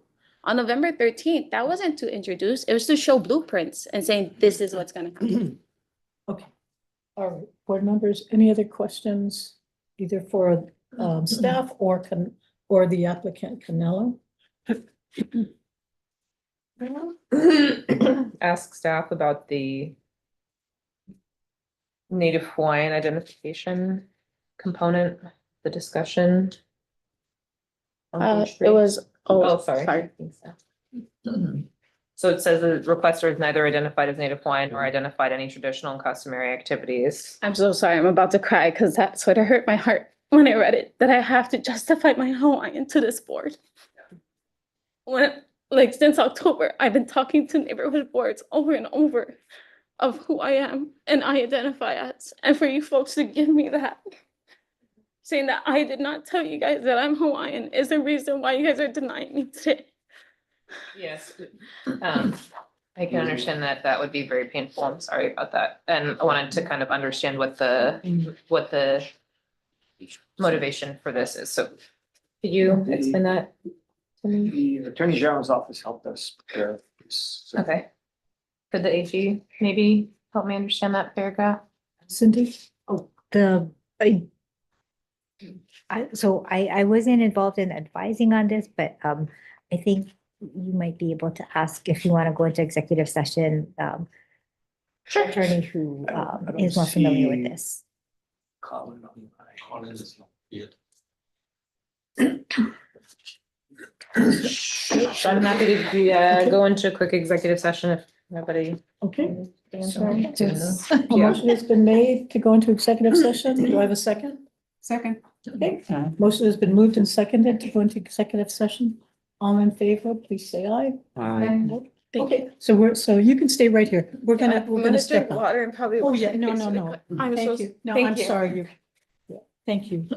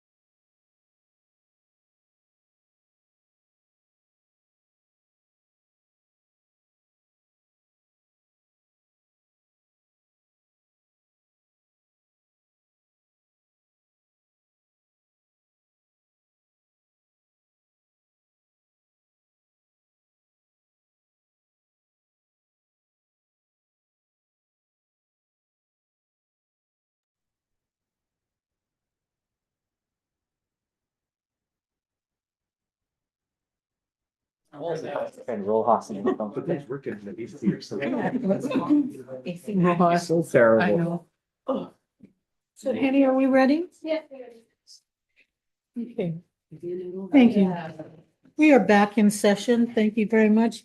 We were in executive session, conferring with our Deputy Attorney General on our duties, privileges, and liabilities, specifically related to item D for the request for contested case hearing. We're back in open session.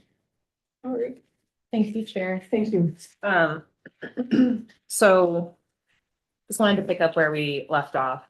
And I think as Chair has mentioned, and as you know, that, well, maybe just to start, I think I just want to reiterate what I said before, which is you're clearly a very passionate person and you're an incredible advocate. And so I really want to encourage you to continue to do this work. Thank you. We need more people like you in our community who care enough to come and sit through long board meetings and engage with us and try and make things better, especially with an eye to future generations. So I want to really commend you for that. The issue before us is much narrower than the issue you're grasping with, right? Which is this bigger picture question of the impact of this project on your community and your children. And so we can't deal with all of that, but just because we can't deal with all of that here today doesn't mean that you shouldn't continue to engage on that and other issues that will be constructive in your community. We also have a lot of limitations in terms of what the rules say about what we need to consider when we're looking at requests for a contested case. And in this particular instance, the staff's recommendation before us is raising two main points as I see it, and staff and other board members can correct me. But one is sort of more on the procedural side. So, was the request submitted in a correct and timely way? And so part of the recommendation to deny your request is basically that it wasn't submitted in that timely fashion, which is something that we have to consider. Then the second part of the staff's recommendation, as I understand it, is basically what are the grounds that you've asserted that you have? What's the basis for your request? And, I'll just say that,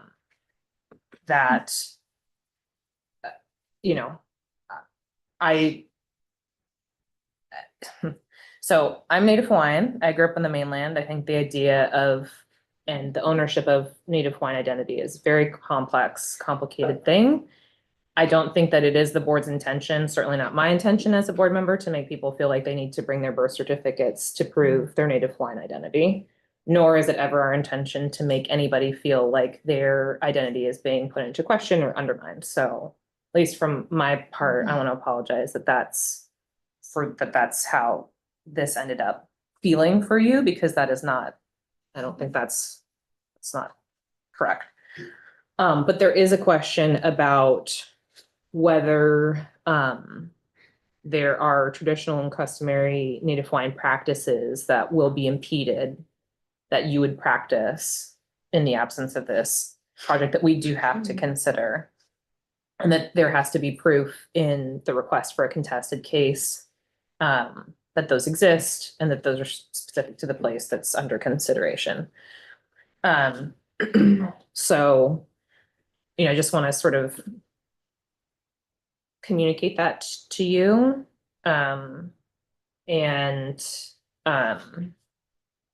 Yeah, I think just make sure that you sort of understand the full suite of questions that we have to consider as we think about whether to grant or deny your request for a contested case. Insofar as my decision-making goes, it would be based not on this, any sort of like checking your birth certificate or validation of that, but really on the other questions that we have to consider that are before us. So I hope that. Thank you very helps much, clarify. Board Member Barnes. I appreciate the sensitivity, and I hope, Canela, I don't think there was any intention to be offensive. I'm sure it was very hurtful. I don't think anyone here, including staff, had intended to take personal offense to you as a Native Hawaiian. clearly you are someone who, you know, you feel very strongly and you are Native Hawaiian. It's very clear without a birth certificate, you have come before us at other times. So again, as Board Member Barnes said, we apologize if there was if you took anything that either we wrote or we said in an offensive way, not intended to do that. Okay. So, I do want to ask if I could get the clarification on why you guys included it in my denial letter. yeah, Like, what was the purpose of saying that? I think it was specifically in response to your petition, because your petition asserts that you are any specific statute or rule that entitles petitioner to a contested case. So you cite the 14th Amendment right, Native Hawaiian rights covered under the Great Mahele and Hawaiian Homes Commission Act, due process that was not given to the Waimanalo community and public since 2018 and August 2024 to present. So, I mean, I think normally when we look at the petition that's filed and we try to respond to the specific claims that you're raising. And one of the first ones is always standing. What is the basis for your claims? So it seems to have asserted here rights as either as a Native Hawaiian or, you know, Hawaiian Homelands Act, due process, the 14th Amendment. So I think that's the only reason that the remarks were included in the discussion.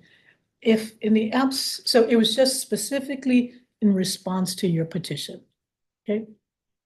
So that's the only reason, but it was not intended for you to have to bring your birth certificate to prove that you're Native Hawaiian. I do want to say for the record, I did feel discriminated with that paragraph because it did have for me to come here to actually address it, because the same way you guys audit my contested case application, the 33 pages, I have to come here and also bring awareness to what you guys are trying to say to me in the way I interpret it. Sure. I do believe that your guys' decision may be also based off of that paragraph that's in there, because that shouldn't have been a reason or even included in the letter. That had nothing to do with like denying the case. I would understand if you guys asked me like, what commission act, or like if OHA came, or like more of the cultural practices, which my kids are in Kayapuni or my Blanche Pope. They do agriculture, but guess what? They don't have a lo'i farm for them to go to.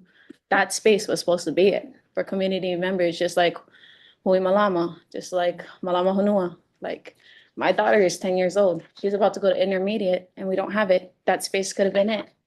But because of the decision that happened on October 11th for the sole purpose to fast track it to go and cover under an executive order, you folks took that away from my kids.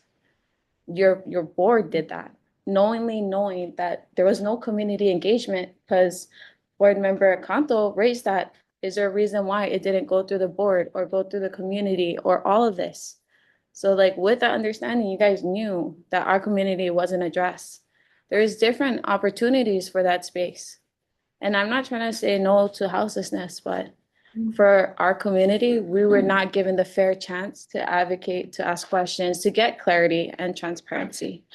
But that statement right there, I do feel like it discriminates your whole denial to me. And I think that there are different bases upon which that the recommendation includes, as board member Barnes indicated, a procedural defect that there hadn't been made in a timely fashion, and then there's substantive issues that we address. So the board's action is not necessarily based upon this paragraph, right? And board members are free to make my decision will not be based upon this paragraph. Mine either. Yeah, and I just want to clarify, when you say you guys, please for me, don't do that. I'm not you guys. Okay. I'm Kaiwi. I'm an individual, a Hawaiian. So having said that, I'd like not to be answered for. So if someone says you're gonna rule on this particular sentence or this particular circumstance, I think is wildly inaccurate. So the staff, they work very hard, our AGs work very hard in putting this whole packet together. There are tons of sentences in here that we board members have to read and take a look at, contemplate, but it never boils down to one or two things. ever. Yeah. To Member Barnes's point, we have to consider a myriad of information and things like that. So I think Member Barnes did an awesome job articulating that yes, this is a little on the nose, we get it. But I'm telling you, as a native Hawaiian, and as myself, my individual self, I read it differently than you. That doesn't mean it's right or it's wrong. But I cannot accept someone telling me that I'm going to rule on something that they have no clue what I'm going to say or rule on. So I think both ways, you've shared your manao o ia'i'o truth with us, and I'm sharing my original truth with you. Yeah. It is a Hawaiian thing to do. Yes. Okay. I do want to say though, that paragraph does cause the bias in this whole, like you guys can say you guys won't on it, but it's there, black and white, no gray, no muddy, it's there. Got it. Okay. Thank you for, board members, any other questions or comments? Henny, is there any other comments from on Zoom? Okay, I'm gonna close public comments on this matter.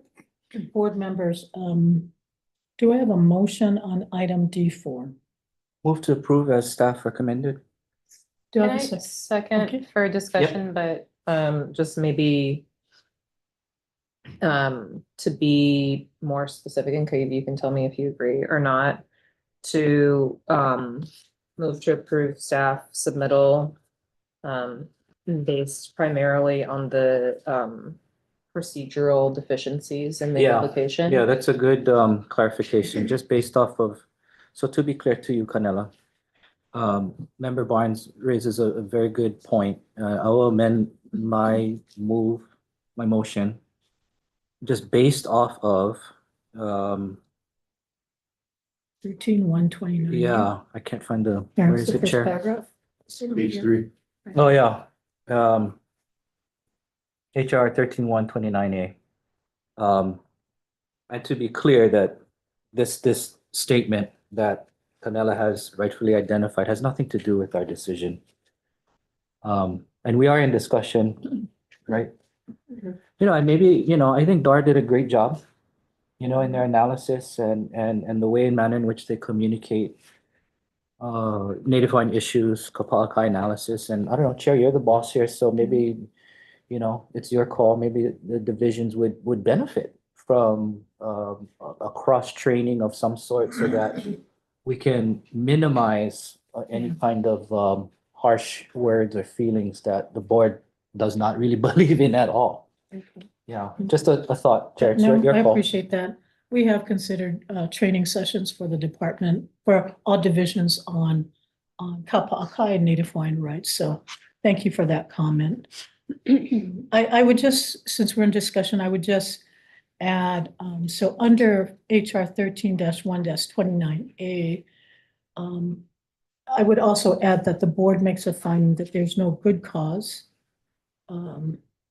to waive, because we could waive the procedural defect, but showing no good cause that the request was not, there was not full compliance with the administrative rules governing contested case hearings. Okay, so with that being said, For clarification, HR 1329A, you guys are saying there's no good cause on why you folks are gonna deny the contested no, case? so no, the good cause relates to, is there a good cause for us to waive the procedural defect? Because you did not request a contested case as the rules require at the time. So we could waive that and say, okay, there was good cause why she didn't raise it, why she didn't timely raise it. But that's really the discretion of the board. So now we're making a finding that there wasn't good cause, and the decision to deny the contested case is based upon non-compliance with the rules. Okay? Okay. That being said, board members, a motion has been made. Any further discussion? It's been moved and seconded.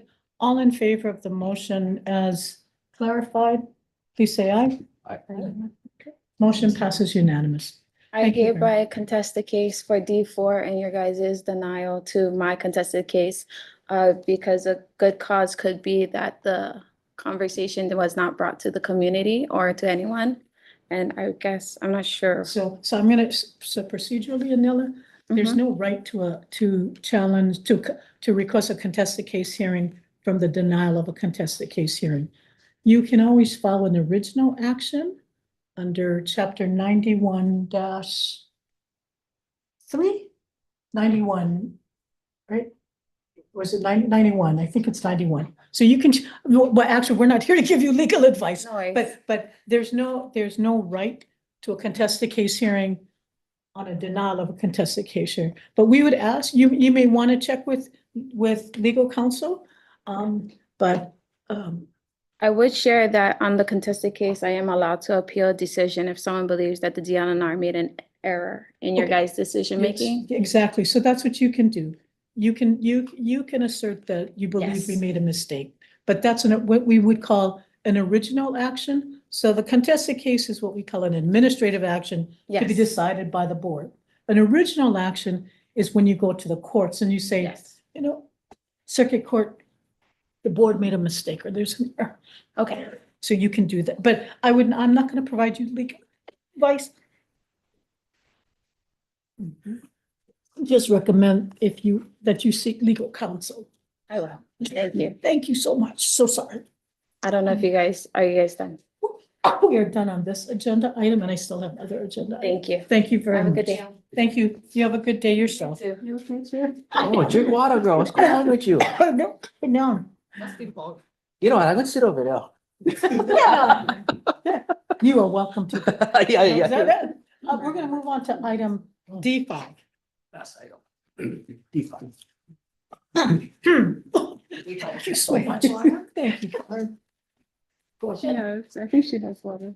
Last item, board chair is D5, and it's a request for a right of entry to the Hawaii Beach Volleyball Association for Hawaii Beach Volleyball Juniors and Hawaii Dinosaur Volleyball Tournament at Kalapaki Beach. Allison is online, I believe, if you have any questions. Board members, are there any questions for staff on item D5? Is there anybody in the boardroom who are here to provide comments on item D5? Is there anyone on Zoom, Henny? I'm going to close public comments on item D5. Board members, do I have a motion? Motion to approve is submitted. Second. Motion has been moved and submitted to approve item D5 as submitted. All in favor, please say aye or raise your hand. Motion passes unanimously. Thank you very much, Land Division. I believe that was your last agenda item. Thank you. Thank you. Thank you, Barry. The last item of the day is item F1. Oh, I must be confused about F1. No. Yes, D1. Peter Canelo. One was withdrawn. Okay. I'll move to approve. No, just kidding. Great job, guys. Okay, item F1.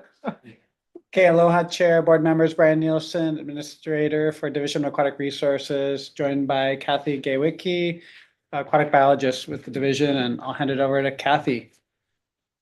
Aloha Chair Chang and members of the board. Aloha. My name is Catherine Gaywicki. I'm an aquatic biologist with Division of Aquatic Resources, and today I'm here to present item F1. This is a request for authorization and approval to issue a Papahanaumokuakea Marine National Monument research permit to David Herrenbach, Professor of Oceanography at Hawaii Pacific University, to continue research activities for a black-footed albatross tracking project. This research will be conducted at Kamole and Holaniku. The objective of the research is to characterize the at-sea distribution of birds breeding at Kamole and Holaniku over 2 breeding seasons and 2 non-breeding seasons in 2024 and 2025. The research will include obtaining feather samples to determine the sex of the tagged birds, using molecular techniques, integrating sex-specific data on seasonal movements by birds from these 2 colonies with existing tracking data sets for the species, and synthesizing the birds at sea distribution and overlap with U.S. and foreign fisheries across the North Pacific to develop an integrated bycatch risk assessment for the species. The research will occur over 42 days between January 2025 and December 2025. The two types of tags that are being attached to track the birds are PTT tags, platform transmitter terminals, which are tags which are attached to the feathers and which are satellite linked to transmit data, and GLS tags, global location sensors, which are tags that are attached to the leg, which use light levels to provide global locations. And the researcher can provide more info if there's any questions about the tagging techniques. At Kamole, it will be a two-person team from HPU that will visit the site. And they will retrieve and deploy tags. They'll travel there on a already permitted US Fish and Wildlife Service contracted vessel.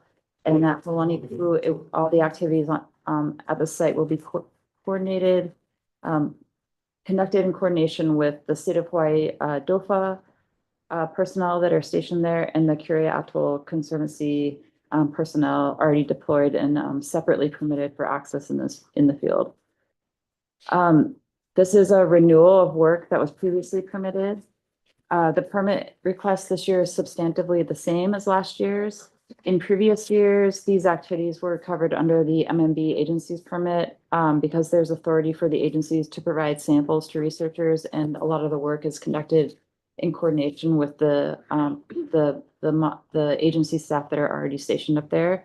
This year, it was decided to bring the permit to the BLNR in order to remain consistent with past projects, as this type of project consisting of dual efforts from both the co-managing agencies and HPU would be the type of permit that's usually brought before the BLNR as well.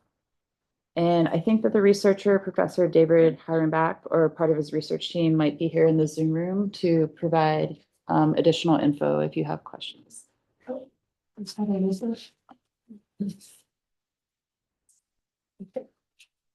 Hi, my name is Alyssa. I'm a seabird ecologist with Oikonos Ecosystem Knowledge. I'm going to be one of the researchers that is entering the monument next month to go to Kamole to carry out the work. So I'm here in case you have any questions. I'm happy to answer them. Thank you. Thank you very much, Alyssa, for being here. Board members, do you have any questions for staff or for I actually Alyssa? do have a question, but it's a broader question than always. So when we tag any kind of birds, fish, whatever, is there any research that covers, does it bother the animal? You know, like if I had to wear like an ankle bracelet for like a couple of years, I'd feel a little, I did, huh? Most of the time. Yeah. Wait, I gotta check in. Yeah, all right. Did it bother you? Yeah, it bothered me, you know, but I just always wondered globally, like, is there any research? I think it's great, but it's just, I would be bothered. No, it's absolutely fair. There is research on this, and it's published in a number of journals. What is the most current accepted standard now is to not attach any tags that weigh more than 3% of the animal's body weight. And it kind of can vary based off of the researcher you're talking to. Some advocate for the 1% rule. For this project, both of the PTT tags and the geolocator GLS tags will be less than 2% of the Ka'upu's body weight. The GLS tags they'll be less than 1%. They're much smaller. And the satellite PTTs are about at 1.5%. And then does the language say how long you can leave it on? For that, we would prefer to do as little as possible. For the satellite PTTs, they typically fall off on their own after 2 months. The adhesive tape that goes around the feathers naturally degrades and it wears away. So for those types of tags, it really won't be more than a few months. Typically on average, it is about 2. For the geolocators, GLS tags, those ones are the really small one. They're less than 1%. They only weigh about 1.5 grams. And those are the ones that go on the leg of the animal. So it's like a band. And that one the battery life is meant to last several years. And The entanglement risk for that is much smaller since it is just a small tag that goes on the leg. And typically we will try to retrieve them within 1 year. So we tend to return to the monument next February. And that's when we will recover the geolocators. So it will be about 1 year, but they do have the ability to stay on for 2 or more years. Okay, I'll approve if we put a 1.5 weight around your ankle. I'm kidding. Thank you very much. I always wondered about that. If it bothered the That's a good animals. question. Yeah, yeah. That's a really good question. I mean, I think those are things you don't even ask, but yeah. Yeah. That's a good question. Okay, any other questions, board members? Is there anybody here to testify on Zoom? Okay, I'm gonna close public comments. Do I have a motion? So, I make the motion. Okay. oh, yeah. Go ahead, Vern. Go ahead, Vern. So that I was at the meeting. And you are awake. That's a good one. Okay, a motion has been moved and seconded to approve item F1 as submitted. All in favor, please say aye or raise your hand. Great, motion passes unanimously. Mahalo, everybody. That was our Thank last. you. Seeing no other business before the board. We had unanimous decision on everything today. Thank you. And thank you. I'm gonna, board meeting is adjourned. I think we should